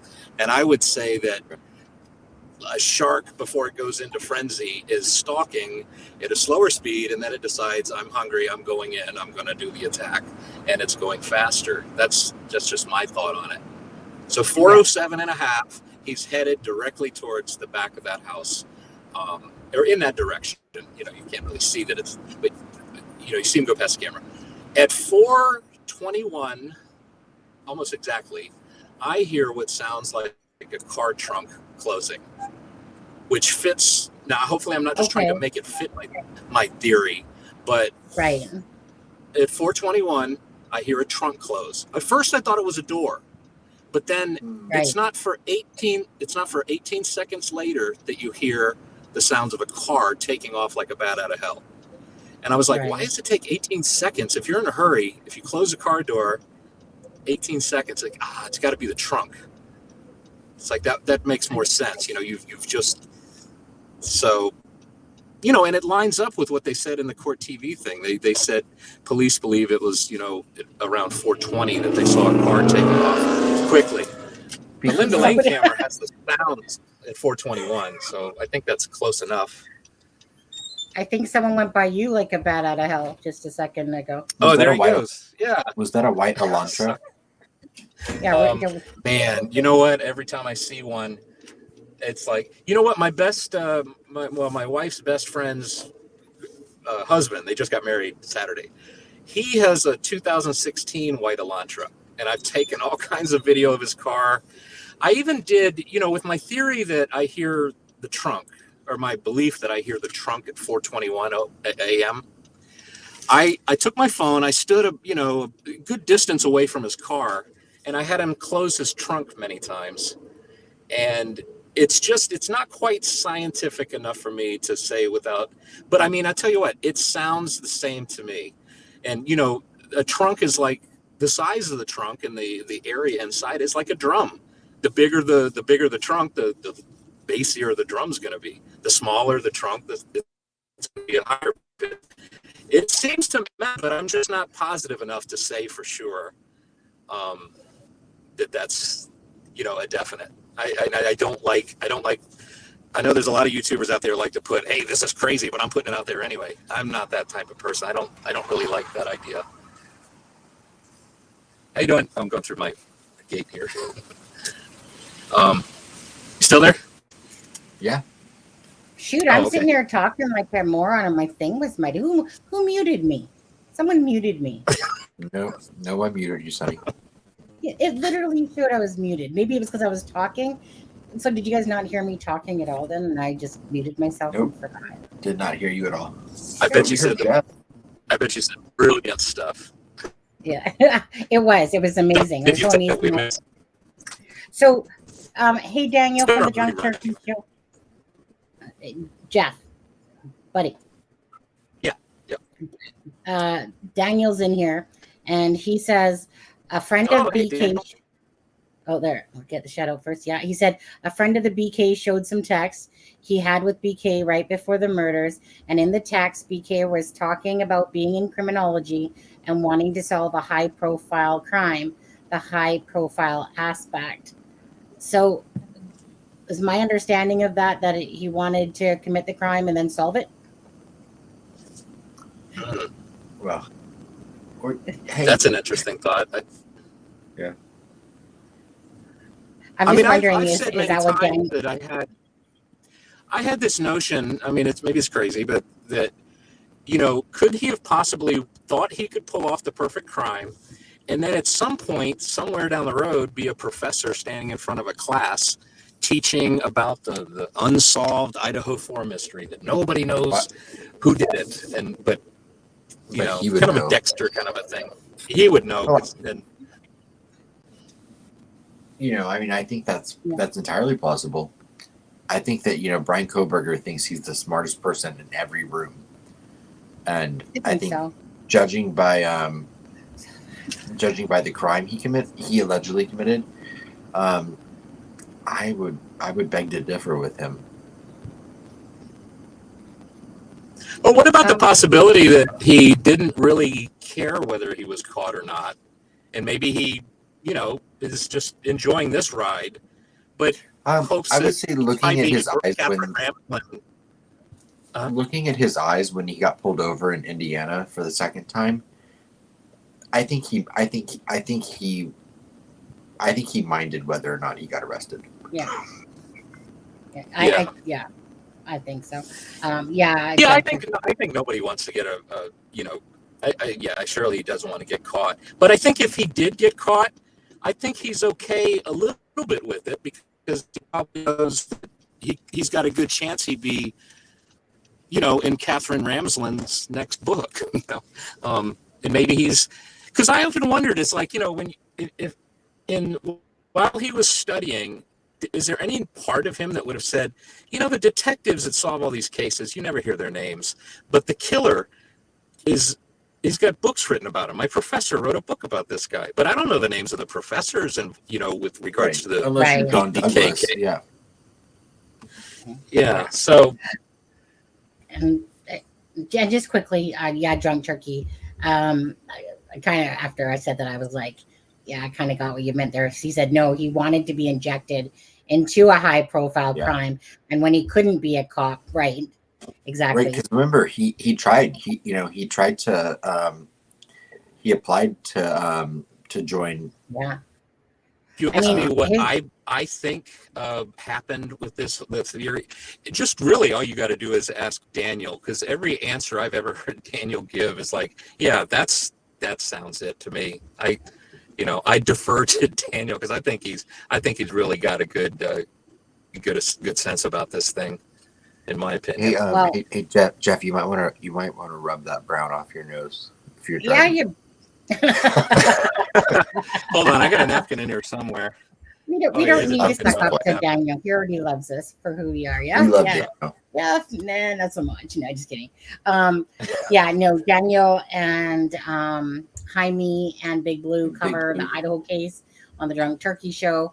Thank you, Daniel, for coming in and saying hi. Oh, this is his way of saying hi. Sonny, you covering the Idaho case finally forever? It's been a while. Right. It's been a minute. Daniel's like, you want to come back on the show? Yeah, I'm pretty sure that's what I heard him kind of say. He's like, we need to spice up our show a little bit. We need you guys. I think it was something like that. But so I had a thought. Go ahead. Sonny, one of the things I think is interesting, and if I could just get off my butt to make another video, I've been so, I got a bunch of other things going, but I bought myself a K-bar knife, and it's a 7-inch K-bar with the serrated edge. But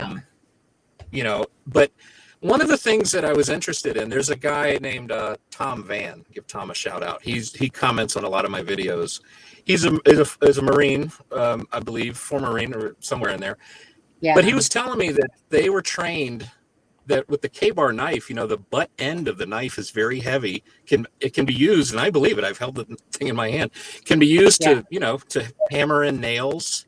Yeah. And I'm telling you, if the thought never occurred to me until he posted that comment, and I thought, well, shoot, I mean, a hammer to somebody's head prior to doing the thing you do with the other end of the knife, that sure makes for a very quiet crime.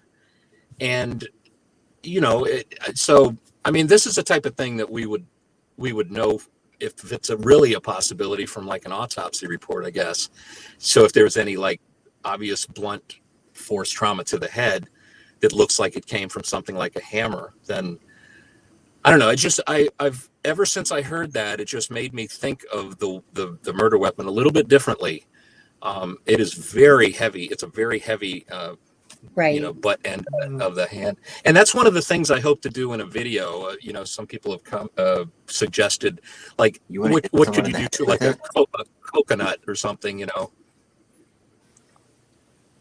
or a piece of metal, just to get an idea of what kind of force, that butt end of the knife has. Can I say that? I've been trying to say safe words.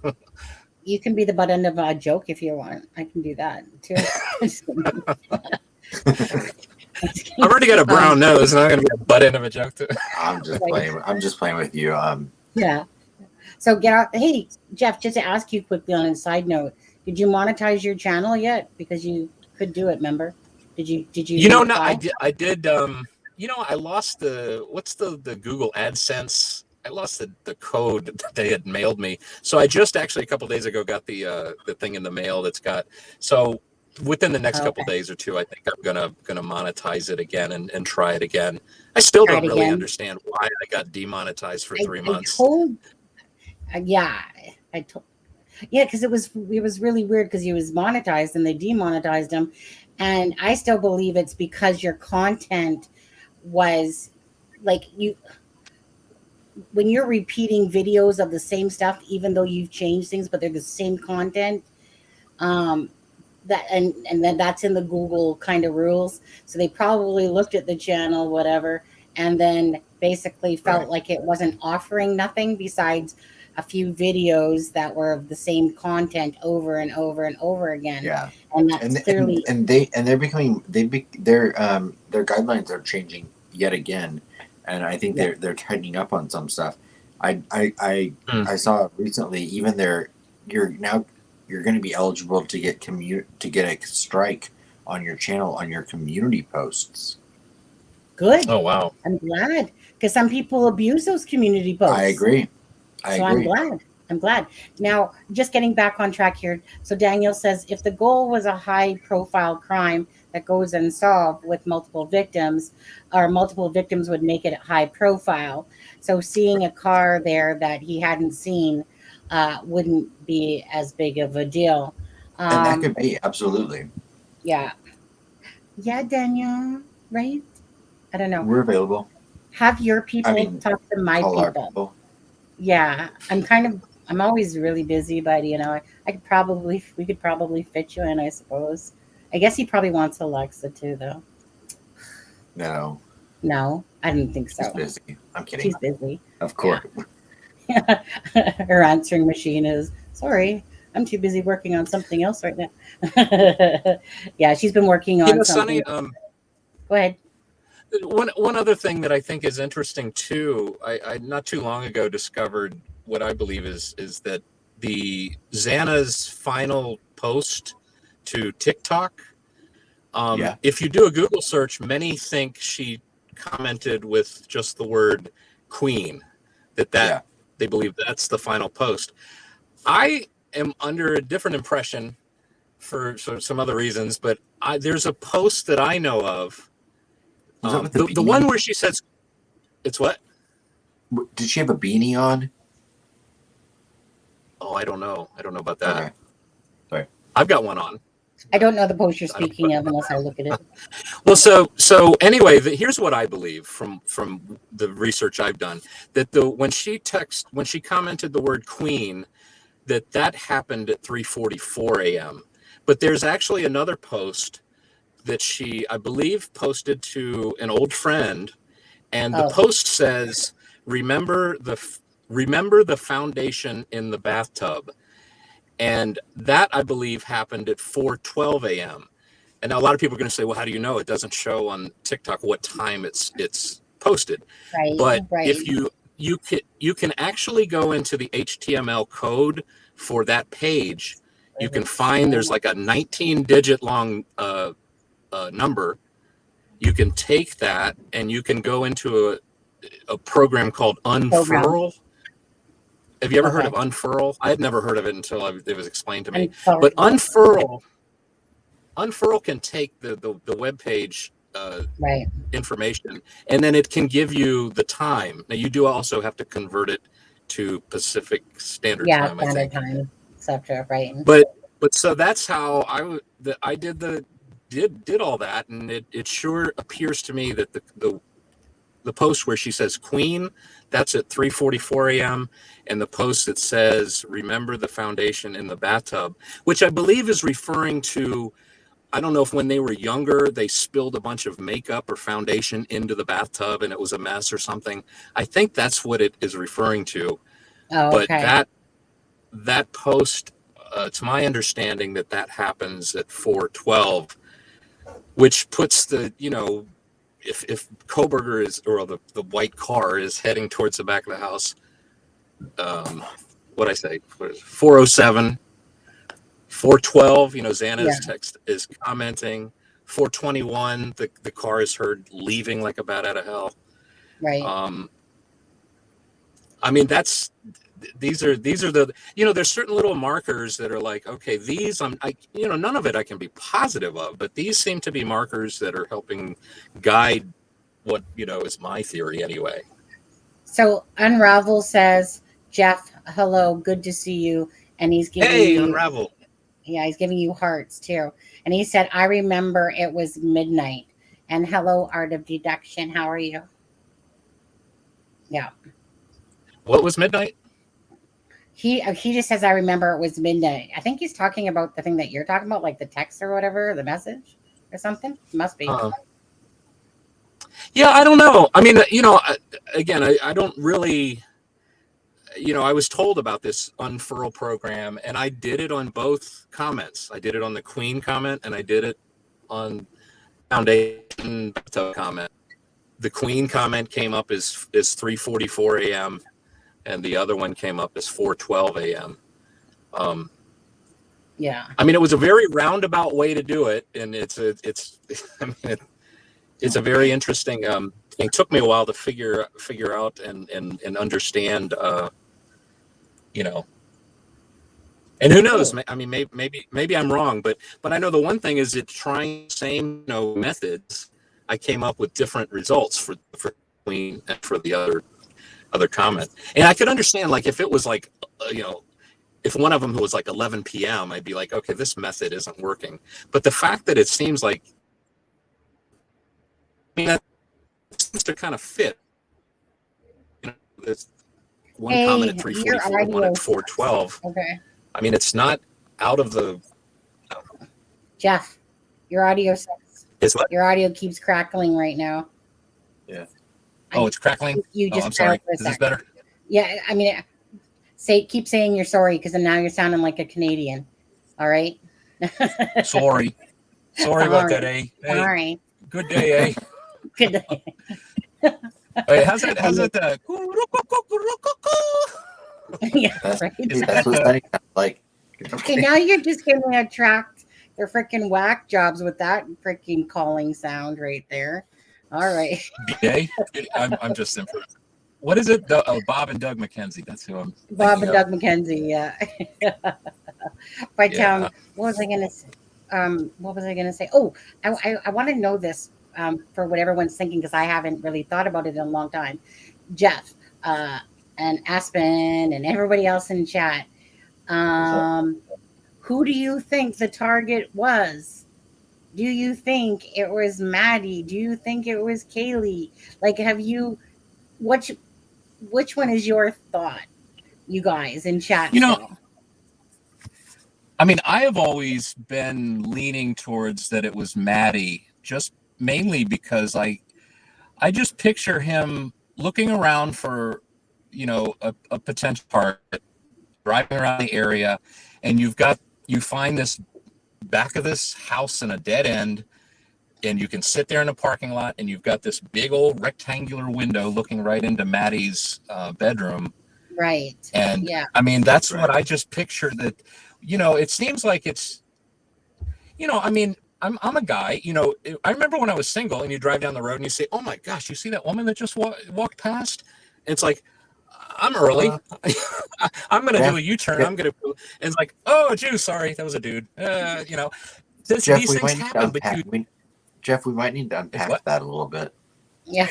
No. No, don't read too much into it. It's not the stalker stuff. It's just you said, wait, you said So- U-turn and then what? Yeah. No, I was just making a joke. But You're not funny. But no, I just imagine that he's found this window, he's found this person in Maddie, and I think I would imagine maybe he ruminates on her and just, that becomes the target.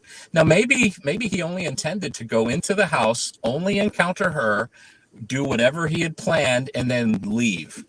And it's my opinion that I think even though Kaylee's parents, I think, believe that Kaylee was in the bed with her, I'm more of the notion that she was in her own room with the dog, and that the killer went in and was doing what he was doing to Maddie. And I think it's the dog that maybe heard, there's a stranger in the house. Well, Possibly. I mean, I don't know what my dog would do if he smelled blood. But I would imagine he might be a little concerned and probably woke up Kaylee. And that's probably what Dylan heard when she heard that there sounded like somebody playing with the dog. The dog's probably freaking out, like there's something going on in that other room, and I don't like the smell of it. And I think Kaylee went in there and then saw what was happening, tried to stop it, probably knocked the knife sheath out of his hand, and then in the end, she was thrown onto the bed between the wall and Maddie. And then, at that point, now there's two victims, and then.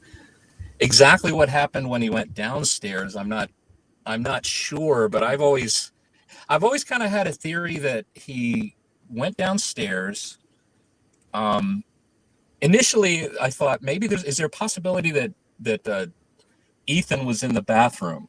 I mean, they just got some DoorDash, and if Xana is anything like my wife, it's like you are not eating until you go wash your hands. And so maybe he goes wash his hands, or maybe he does other things, but the bathroom door I picture being closed. I picture him going into Xana's room. Maybe she's doing the TikTok thing and doesn't see him coming. He does what he does to Xana, and she's on the floor. And I think Ethan comes out of the bathroom, sees her on the floor, but doesn't yet see the killer because he's kind of inside the room. And he sees her on the floor, and he's like, "Oh my gosh, it's going to be okay. I'm here to help you. It's going to be okay. I'm going to help." Goes in, kneels down to try and because and I'm thinking too, if she's laying face down, maybe he doesn't see what has happened to the front of her. That's what I picture. It's the front of her. This awful things have happened, but he leans down to help her, and that's when he's ambushed basically. That he's in the room. I think what happens to him, and then now there's 4 victims, and then the killer leaves. You're gonna probably get owned on. I gotta say, Jeff, I love you, but I disagree with that narrative. Oh yeah, tell me. I'm okay with that. Well, crap. I was gonna get my thing in there, but I'll wait because I'm gonna go to the bathroom and I'll be right back. So, Adam, go on with your thing, and then I'll come back. I think that it's one of the most natural things in the world that, 2 best friends on their last weekend together before Kaylee goes off and takes this new job in Austin, is that, she and Maddie went out for a good time that night. I think they came back. I think it's completely normal that they would, like they probably had many times before, probably, they got their food, they went home. They called Jack. They did all that, and then they probably fell asleep in the same bed. I mean, I know that, you know, I think Steve said that Kaylee's bed was still made. And, you know, I feel like there's some gymnastics I would have to do with my mind to think that, you know, Kaylee came in and walked in on that, and then somehow still ended up in the position between Maddie and the wall. I think it's a lot more plausible that they were both asleep in that bed when whoever, Brian or whoever the perpetrator was, walked into Maddie's room. I think he probably attacked Maddie first. Kaylee may have woken up during, and then he unalived both of them. I think that, you know, I've always said that I think that Ethan was probably asleep in the bed, and that, you know, I do think that maybe Xana might have been in the bathroom or in the bedroom. I'm not sure, but I think she was still awake. I think that Xana was attacked first. Once he went. What do you think about the "It's okay, I'm here to help you"? Who do you believe said that? Well, I'll tell you. I think that Xana was attacked first when he went down to the second floor after he killed Maddie and Kaylee. I think Ethan probably woke up while he was attacking Xana, and he killed Ethan. And I think that Xana was not dead yet, and that she was crying or whatever. And I believe that, you know, potentially, of course, you know, speculatively, that, you know, Brian Koberger himself said, "Don't worry, I'll help you," and then killed her. Yeah. And I think that. Yeah, you know, like I think you're I can get behind all that. That's yeah, I think, you know, the beginning part of my theory was mainly just, I think I was under the notion that to make it possible for one person to do it, it would be that he encountered each person one at a time. I think that's kind of where my theory ended up, you know, the way it was. But I can see them both being in the bed, I guess. Then the fact you said. Sorry, Sonny. I'll let you do your theory. If you have two people asleep, you know, if by the time you've attacked that first person, once that second one wakes up, half the job's probably done with the first one. Yeah. So I think they were both caught by surprise. I was gonna say this whole thing, but I wanna get to Daniel's comments from the Drunk Turkey Show. So because this was my original thought when I first heard of the case, I was like, the house was the target, like meaning that, yeah, that house was the target, but for the reason of all the girls that lived in there. Now I don't know why Daniel thinks the house was the target, like for his from his perspective on there. Do you guys think at all that possibly like the house was the target and not necessarily specifically one of the girls, but that particular house because it was because it had, you know, a bunch of girls in it? Yes or no? Just yes or no, really. Adam, or hello? Am I talking to myself? Hello? Can you guys hear me? Hello? Can you guys hear me? You can't hear me? One sec. Okay, hold on. One sec. You can't hear me?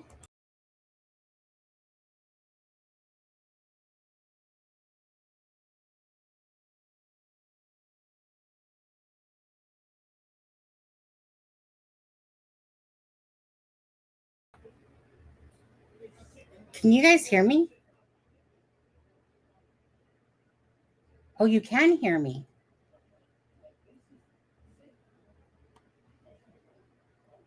Adam? Yeah.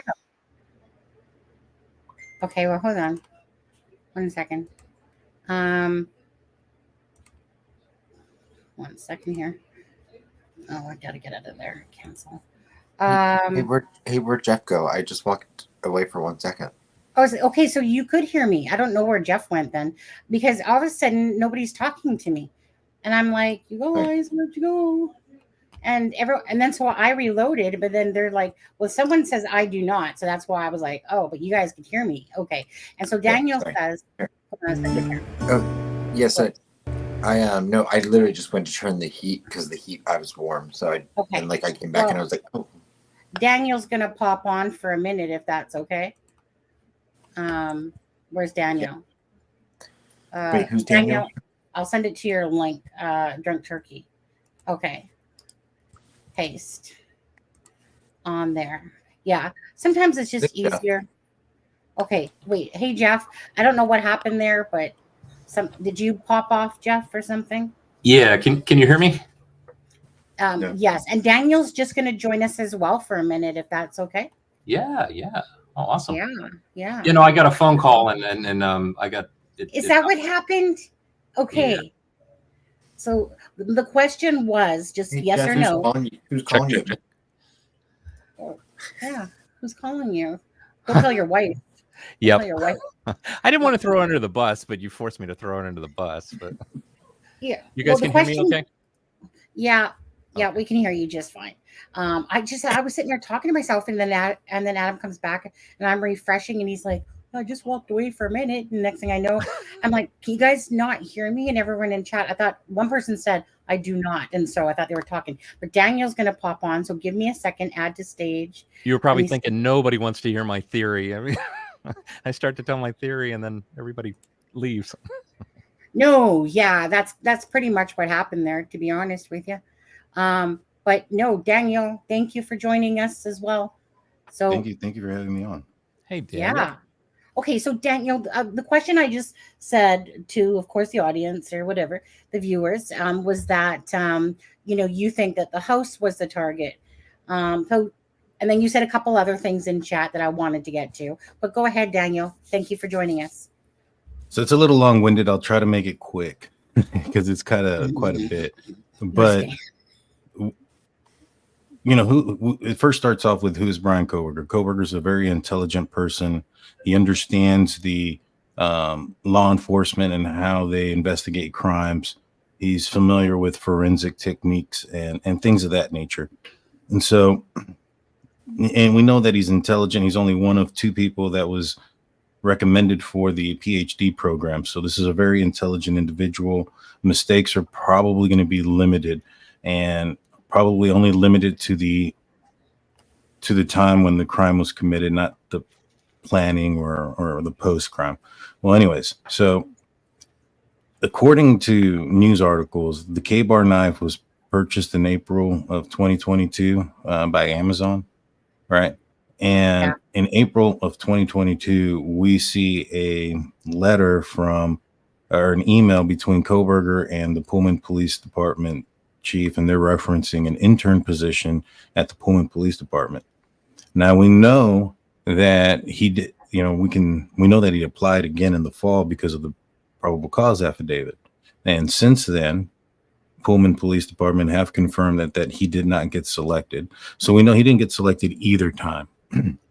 Now, the first time he didn't get selected was probably because of his employment at the school that he worked at as a school security guard. A resignation letter has been brought to light, and according to that resignation letter, he put on there that he knew that if he didn't resign, then he'd be terminated. So basically, it was a quit or be fired type of situation. And I don't know why it was, but it's probably something, given the time frame of which that occurred, and him applying for the Pullman Police Department and them having to do their background check, it's probably why he didn't get the job. And a lot of people were saying, hey, PhD program, you have to do it. It's a prerequisite. And I agree. I think that's what it is. But you also still have to pass a background check. And I think that's why he failed it initially there. So he fails that, and probably also his past drug use probably doesn't help him being a prime candidate as a police officer. So he probably knows that. I don't know, during that time also, he's doing the survey with the ex-cons about the feelings and all that other stuff. So I think it's like a multi-layered thing. It's not just one trigger, one target. So you had all that happening at that moment. He ends up moving to Pullman and immediately is having problems there. That's been documented from WSU.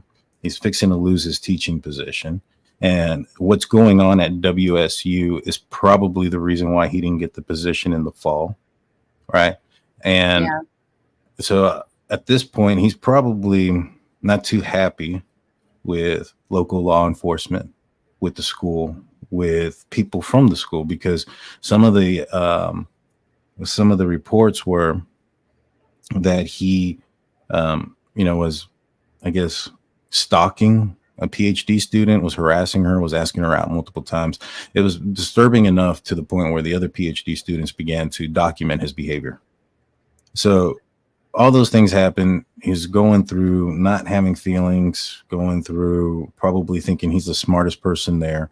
I mean, in fact, he said that maybe not said that, but in the probable cause affidavit, when it talks about him wanting to assist rural law enforcement with how to better collect and understand technical data, which basically means he wants to show these backwoods redneck cops how to deal with evidence. It was a dig at law enforcement. And so, he's saying all this stuff. He's upset. He thinks he's the biggest fish in the pond. Yeah. And he knows this now.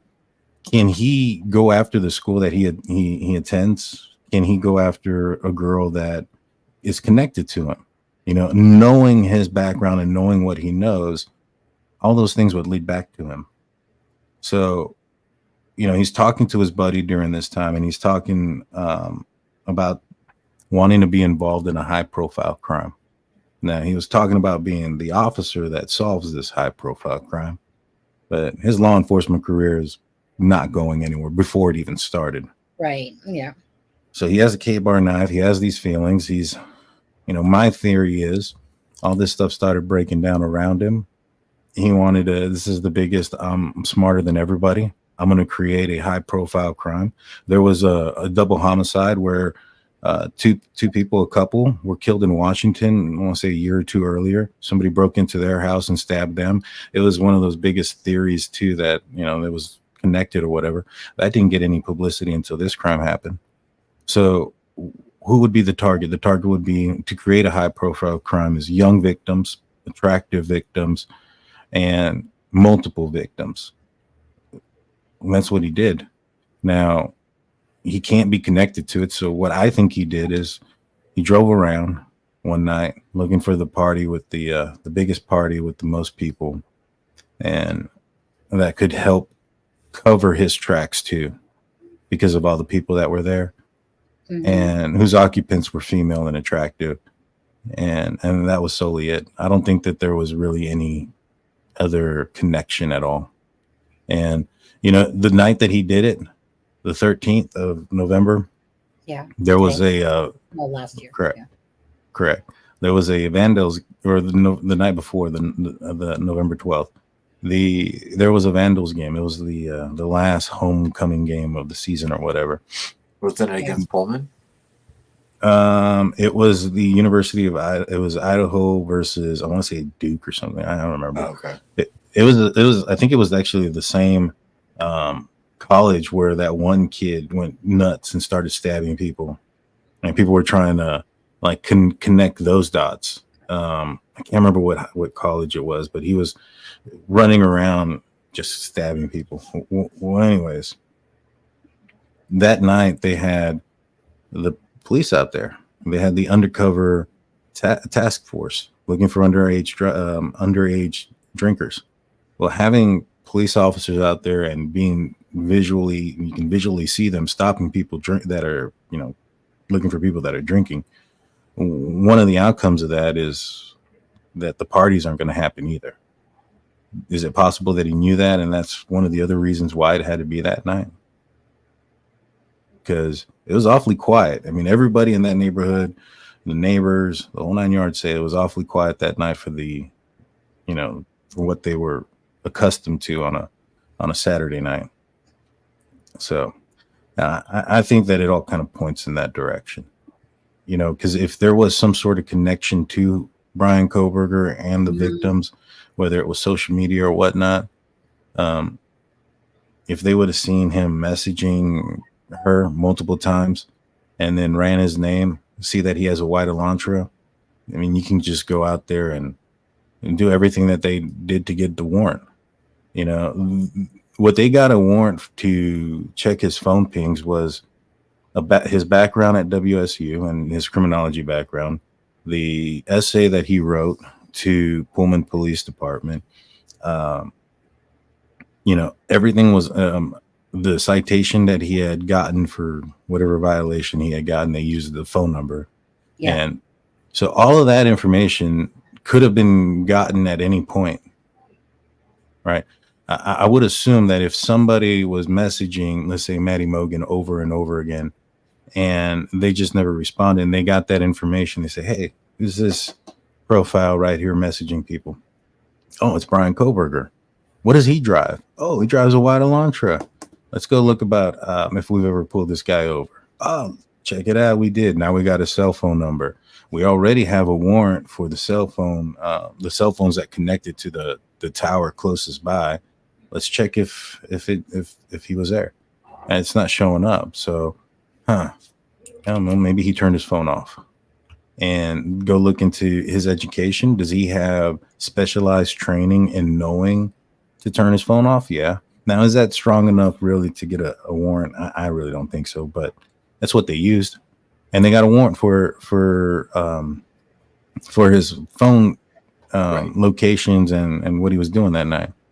That happened December 23rd. That could have happened November 25th, November 29th, December 1st. The reason it happened so late is because they had no idea who he was. Right. And if they had no idea who he was, then there's probably not some sort of like internet connection between the two. Right. And for anyone out there that's thinking about committing a horrific crime, if you don't normally turn your cell phone off or put it in airplane mode, don't pick the night you commit the crime to be the first time you do that. I'm just letting you know. It's not a good look. It can be used against you in court. Crime tip with Adam. Yeah, crime. Well, I need to ask a couple questions quickly. My TED Talk. Yeah, your TED Talk. So what about the fact about the whole liking them or whatever on Instagram and stuff like that? Like, so if you didn't know them and it was just the house, where does that come into play? I know that Christy told me that they saw an Instagram page that had that information and they had them following the girls and whatnot. Was that a fake one? I don't know. She thinks it's real because she got that information before his arrest. Right. She had gotten that information, and before anybody knew who he was, according to what she thinks is that has to be the real one. But she said that there was multiple profiles there. Now, the reason why she thought this one was the real one as well is because this profile was following members of Kohberger's family. Now, the I guess the thing is, somebody told the Gonzalez family before the arrest that Brian Kohberger was going to be arrested. So few people knew about it. Is it possible that, an officer told their significant other or, a friend of theirs, like, hey, we got the guy, his name's Brian Kohberger. And then that guy tells his friend and then it gets online somehow? It's possible. Okay, and then the other question is that so Kathy Chapin says, Daniel, is it true he stalked the house over 12 times in the day? Didn't that start was it in June or the summertime that he? I think it was in August. Was it August?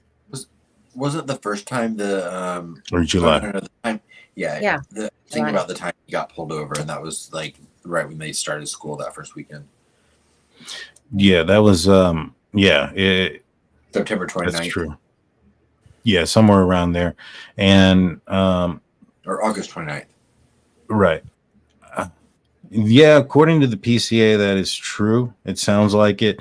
Now, I was watching Truth and Transparency a while ago, and they had In and Harsh, the neighbor Oh yeah, guy, the fire thrower, yeah. and he had stated that he had seen on a couple occasions a white Elantra parked right behind the house there in that parking area. And the reason that it caught his attention was because his ex-girlfriend drove a white Elantra similar to that. So, he was looking at it thinking that his ex-girlfriend was stalking him. Oh, okay, right, You right. know what I mean? But he Yeah. put it out there that he saw a white Elantra parked back there. Right. Now, from my understanding, is that the FBI CAS team uses something called CSL or CLS, something like that. And what it basically does is it's different than triangulation as far as how it locates where somebody's phone is at. It Okay. uses historical data and the time it takes for a signal to go from the tower to bounce onto the phone and to bounce back to determine where it's at. So it's significantly more accurate. It's supposed to be down to a couple of feet. So the PCA Oh, doesn't, yeah. the PCA doesn't necessarily say how close to the house or anything, just necessarily that it was close. Right. So I can't say for a fact if it's him stalking or if maybe he does have a friend or something out there. Although Steve said close Steve enough said to touch their Wi-Fi, touching yeah, their it Wi-Fi. was touching. Remember? I remember that interview. Yeah. I had so that confuses me a little bit. See, I asked Christy about that, Yeah. and she had told me that it was in the PCA, and I was like, I don't remember seeing that part. She's like, yeah, it's in the PCA. It's with CAST and CSL or whatever. And I was like, I went back and looked. I didn't want to argue with her, Right. Right. but I went and looked at it. I was like, yeah, but this doesn't say anything about a router. So I don't know if they're maybe just reading it wrong or maybe they do know something that's not in there, but they said it was in the PCA. I don't understand the PCA that way. I don't read it that way. Let me put it that way. Right. Yeah, yeah. So yeah. I did ask somebody though, an expert in cell phone stuff, Right. and he told me that unless he connected to it, like he knew the password or it was an open router, Open, right. yeah, there wouldn't be that possible connection reported anywhere. Oh, okay. Also, Right. those 11 times or those 12 times, weren't 11 of those all late at night, very late at night, all but one? Most of them were, yeah, I think. Yeah, everything was done late at night, early morning hours. They don't really say what time, but it sounds like it was around that time. It sounds like he was trying to. Which is why some people thought they were like, "Oh, he's a DoorDash driver."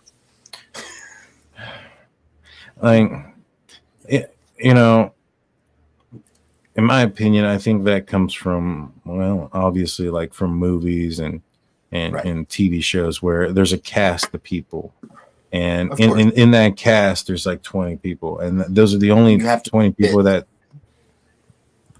live in that TV world. And so when we get names of persons like Jeremy Rutter, the neighbor, Enan Harsh, the countless people that were at the grub truck, people focusing on that and think that those are the only people that exist in this crime. And right.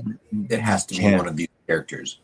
Right, exactly. And so I The same thing happens in Delphi. It happens in every case. Yeah. Yeah. Now quickly. So Daniel as well. So you said in the chat, you were saying that first of all, that Kaylee's bed was made. So to you, it was obvious she was in Maddie's room, like they were sleeping. Right. And the other thing you said was that Christy had told you as well that like the dog walk thing is false. Yeah, I asked her that yesterday because I've seen it come out on a couple of channels that the claim was that when Kaylee and Maddie got home that they took Murphy out for a walk. Out the and front. some folks are saying that during that walk is when they saw a guy in a mask, and that's why she was calling Jack so many times. And that's the theory. So, I explained to Christy yesterday. I was like, I know it's a ludicrous theory, but a lot of folks are asking, and I would like to say that I've confirmed this. And I asked her, and I'll read the text message so that I'm word for word Because verbatim. people were saying that was on the camera footage. That they were not the masked guy, but that they walked the dog. So I mean, some people took that as fact. Well, what Olivia had said was that she would have thought that Maddie and Kaylee would have taken Murphy out to go potty. Because of not yeah. Right, not that she saw Kaylee and Maddie. So that's the difference. A lot of folks are saying, "Oh no, I heard it." And so I asked Christy just to clarify, because I honestly had trouble finding that video. I can't find it. Right. When in actuality, they may have taken the dog out, but they may have done it through the back sliding door where there wouldn't be camera footage of it. Right. And because I personally think, because a lot of folks are saying that the killer put Murphy in that room, and I guess they're trying to point to like Jack Decor and say that it was Jack Decor because Murphy was familiar with him and he could have taken Murphy and put him in the other room, right? Right. And now he's just running the successful Instagram account. Right. And so I wanted to make sure that all bases were covered. And that's not the case. I don't know this, but right. I don't know this, but my assumption is, Kaylee and Maddie got home pretty late, 2:00 in the morning ish. Yeah. There's a good chance the dog was already asleep. And if the dog was in his room or in his spot in his bed, why are you going to move the dog into where you're going to sleep if there's not a spot for it? Especially on the bed. I heard the bed was small. So, you just leave the dog where it's at. And I asked her, and her response was, Olivia never saw Kaylee or Maddie take Murphy out on any camera. It did not happen. Nope, not true. Right. Are they still under a gag order, by the way? Oh, sorry. I was just going to say, I think that, it seems like the surviving roommates would have some knowledge of, like, would they ever help with regards to the dog? Like, while Kaylee and Maddie are out, maybe they took the dog out. I know with my dog, I take him out. He goes to bed at 11. He doesn't wake up until the next morning around 9, or doesn't need to come out until about 9. So I know he can go like 8 hours at least. I want to be your dog. He's a great schedule dog. Sleep schedule. Chances are the house was, they were all participating in taking Murphy out. I'm sure. But like I said, but even if they did take him out the back door, no one would that wouldn't be on camera. Also seems like that Dylan and Bethany would also have some insight into how often they locked the back door, or if it was just a regular. Before this happened, I'm sure they thought nothing like this would ever happen. Yeah, just like they'll know about the dog and stuff like that, where the dog was and stuff. Not to change the subject. I saw this week. Did you see that Dylan changed schools? Yeah, I heard about that. Okay.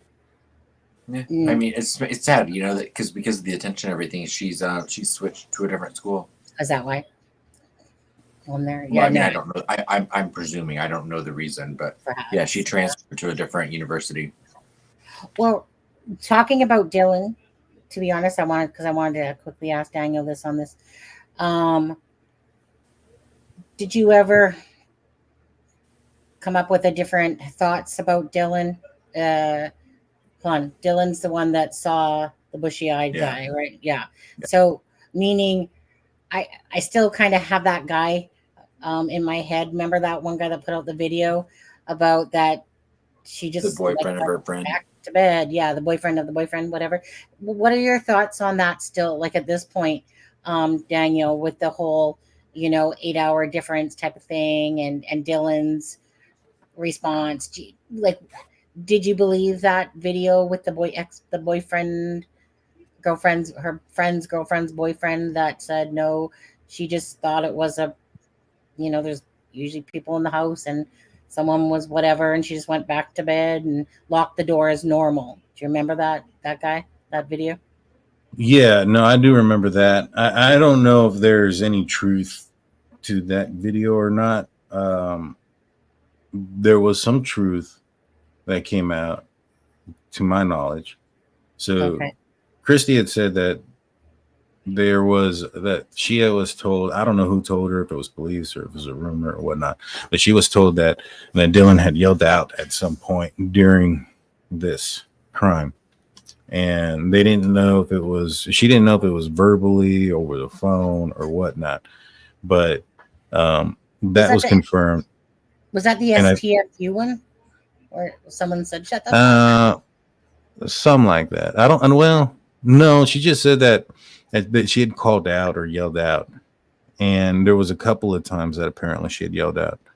You know, I think up until the point where maybe perhaps. See, here's the thing. I mean, I don't know how true I think it was Howard Bloom, his article about grand jury folks and all this other stuff, right? And that Dylan and Bethany were texting each other during the murders and that. Right. Yeah. Yeah. I don't know how much of that is true. Right. Yeah. You know, that makes it seem kind of weird. I'll be honest. I keep things. You know, I keep things 100. I keep things $1. You know, if it seems something weird, I'm gonna say it seems weird. That seems weird. But you know, at the same time, I honestly think that both of them were just young, naive, gullible. I don't want to use the term ignorant, but ignorant, which doesn't mean stupid. Right. It just means don't know. Yeah. Right. And because I think they panicked. That to be happening. Right. I mean, imagine this too, the thought that, you know, somebody killed her friends and she heard it happen, and it didn't dawn on her that was really what was happening until she saw somebody walking out and leaving. Like the fear, the survivor's guilt, the panic that probably ensued because of that. I mean, I think she just panicked, to be honest with you. Like, I think she panicked. She didn't know what to do, and she didn't do anything. And I'm not sure. According to Christy, the Hunter Johnson said that the girls called him. Well, that was the term that she used. Okay. You know, I don't know if that's accurate or if they text him, but the term was that the girls called him and he went over, had trouble getting in through the door, was finally able to, and then called. You know, they called police after they saw what had happened. That one. Wait, who is that? Who is that? I know that name. Yeah, Hunter. Oh, yeah, Hunter. Duh. Sorry. That's the best friend of Ethan, right? Yeah. Yeah. Yeah. That part's always a little bit of a blur to me. So the girls called Hunter, and then he came over with a few friends. I don't know who he came over with. Okay. If he came over with anyone. Because I just always remember that there was like that when the police arrived, they said that there was lots of like people in the house walking around, and I just remember that. Right. Like we heard Ethan's sister was there. We heard Ethan's brother was there. Just different things. Well yeah. Ethan's sister's vehicles there.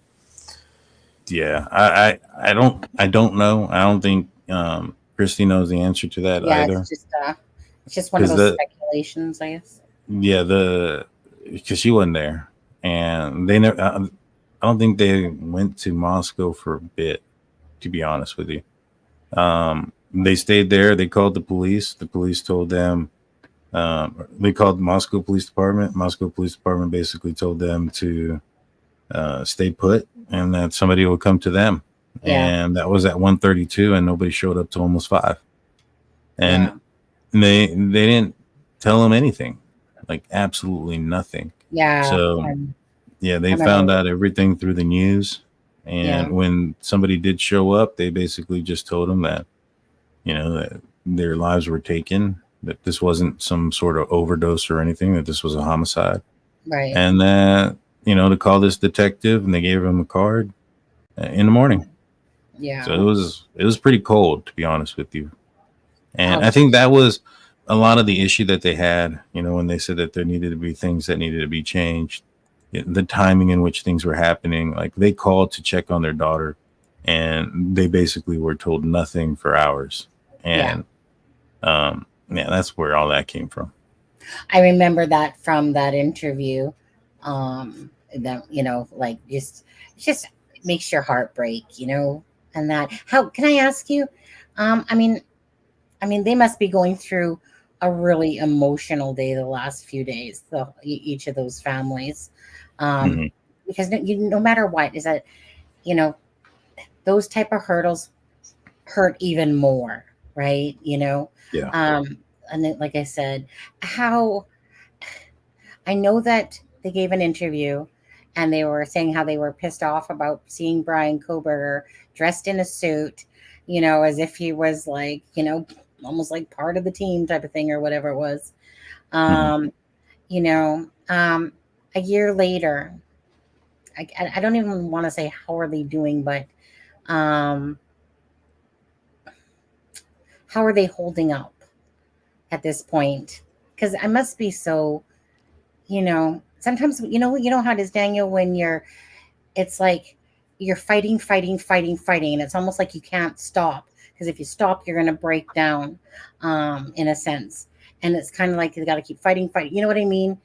And then, because again, I mean, I didn't know what to say, but I mean, like I said, I know that you talked to Christy, and that,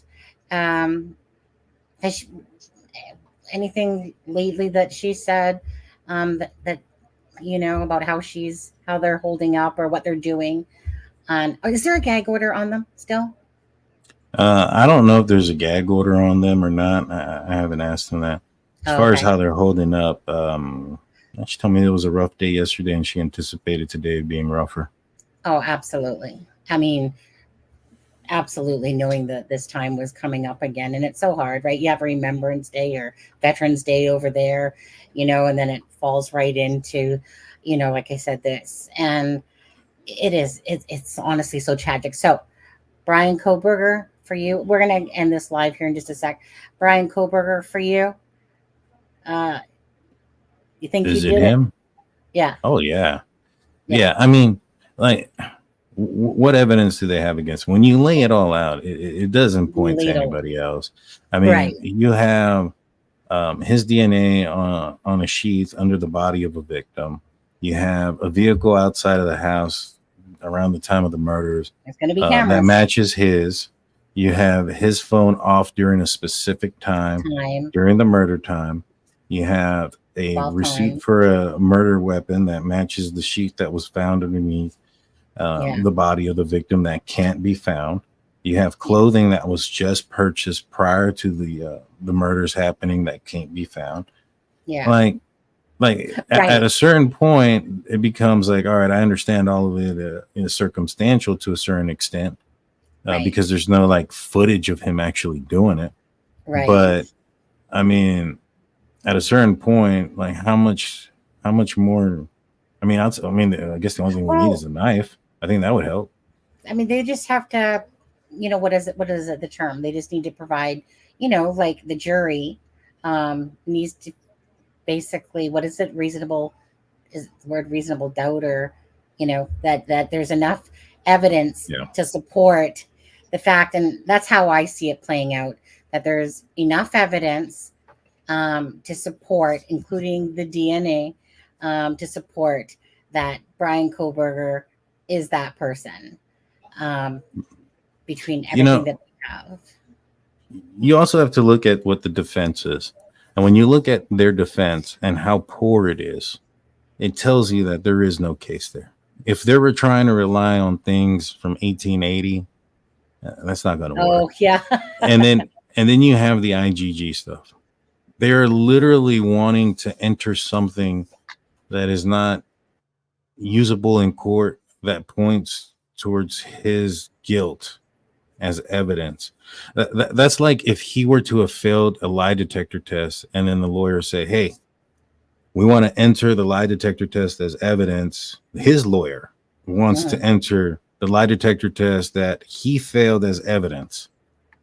Like, make it make sense. Now, I get it. They want the information because of, you know, they want to see if something went wrong, if they did something wrong. But here's the thing: if something was done wrong, if something was collected wrongly or improperly, what happens to that evidence? It gets thrown out. Right. So they're trying to throw out something that's not even being used. Like, where the hell does that make sense? You know, I had a conversation with Gabriela Vargas, the defense's witness. I went on Truth and Transparency's channel as sort of a little bit of a debate, and she brought on Gabriela Vargas, the defense's actual witness. And in my conversation with her, I got her to trip up, and she told me exactly what I wanted to hear. The IGG has nothing to do with the STR, meaning there's no connection there. You don't use the IGG to develop the STR. It's completely different. And the way they got to Brian Kohberger through the STR had nothing to do with the IGG. What does STR stand for? I don't remember, but I know the R is like replicate. But the STR is basically used for direct DNA to DNA comparisons. Okay. The SNP is used to locate family members. Okay. So it's two different things. Now the way you check all right, so the way you check your IgG work, right? The way you check it is if the STR matches. So if the STR doesn't match, then that means your IgG is incorrect. If it does matches, then that means the IgG stuff was done correctly. Does that make sense? Well, yes. So the point is futile. It's pointless. It's meaningless. The only reason, in my opinion, that they're even arguing this is because they're trying to prolong the court so that way they can knock the house down. Right. Gotcha. I guess Jeff says it stands for short tandem repeat. There you go. I thought I was going to say report, but it says short tandem repeat. Okay. So thank you. That's what it stands for. Not that I understand it, but that's what it. Right. That's Google. That's all I did. Adam, what were you going to say? No, I was just gonna thank Daniel and Jeff for coming on because you know, both of your knowledge is invaluable and we appreciate it. Yeah, and you're good people too. We kind of like you a little bit, I suppose. Right. Eh? Although I do want to touch back on Jeff circling back and doing U-turns to drive by people's windows that he thinks there are women in the window, and then no, I never said window. I said walking down the street. Yeah, but I think you said something about thinking they were women and then doing a U-turn and realizing it. No, I was saying, I was saying you see somebody and out of the corner of your eye and you think I'm early for my appointment. You U-turn. You can edit that It could out, be right? Chong. It could be Chong from Cheech and Chong. Have Chong. y'all seen that? Have y'all seen that movie where? Oh, right. Yeah, we hitchhiking. Yeah, he's hitchhiking, so he puts fake breast on and his shorts real short, so that he can get somebody to pull over. Yeah, and then when they do, he turns around. He has this big old beard. It's hilarious. That's what I was remembering. It. See, it wasn't an actual occurrence in my life. It was. I remember that movie. That's what it was. Cheech and Chong was one of my favorites. Yeah, there it is. Cheech and Chong, big fat. I'm just giving you shit. Okay, you guys, we're gonna wrap this up. So, Daniel, thank you for coming on. Is there last thing that you want to say before you head off? Is there anything? Don't be surprised if there's a plea. Yeah, I won't be. To be honest with you, do you think I'd that say that without do you think so? In the plea, just quickly, do you think the plea he would have to say what happened? I have no idea. Just that maybe there's an offer. Yeah. Well, hopefully it will only be accepted as if he tells the whole truth and nothing but the truth. And if there's a plea, does that stop the death penalty from happening or no? I don't know.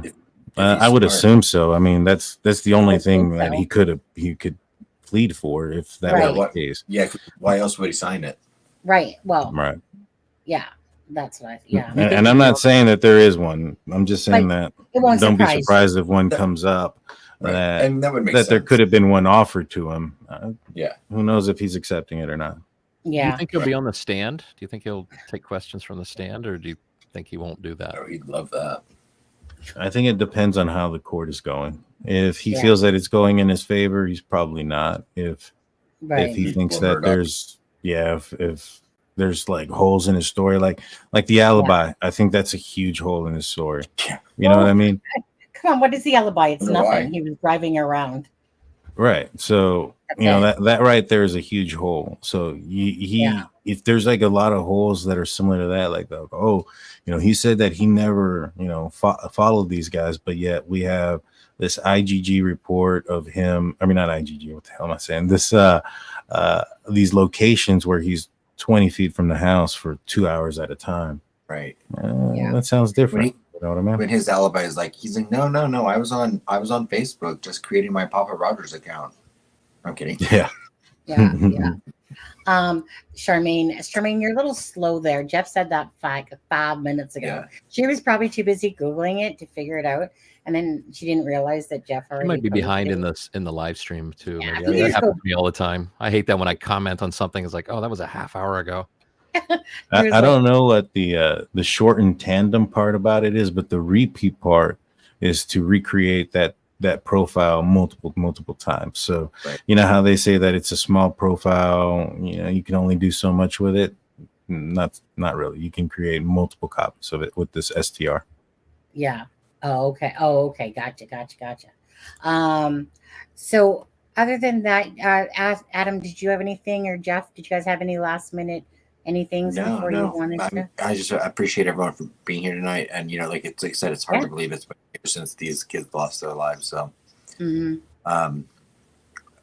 please let Christy know that our hearts go out to them or have been broken for the Gonzalez family for the last year, and Maddie's family, and Ethan's, and Xana's. Oh yeah. Hey, can you make sure she sees my tribute video that I put up on a video? Yeah. Send me the link and I'll text it to her tomorrow. And be sure to tell her that's my guitar playing on the beginning of it. Oh, right. The beginning is Jeff's part. That's right. right. And thank you again to Miracle for allowing me to use those pictures as well to make a beautiful video for them. So with that being said, you guys, I'm going to play the video on our way out. And thank you, Daniel. Thank you, Jeff. Unexpected pleasure. But thank you so much. Okay, guys. You guys have a great night. And thanks to Charmaine and Fibro for gifting memberships.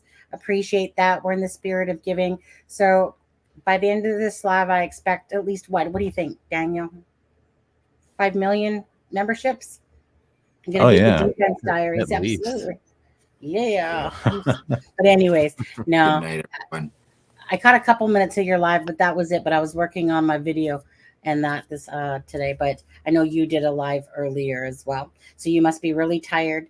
But anyways, thank you guys. Take care. And again, I'm just going to play out the video for the end of this live in honor of the Idaho4, Kaylee-Madison-Xana-Ethan. So good night, guys. Take care.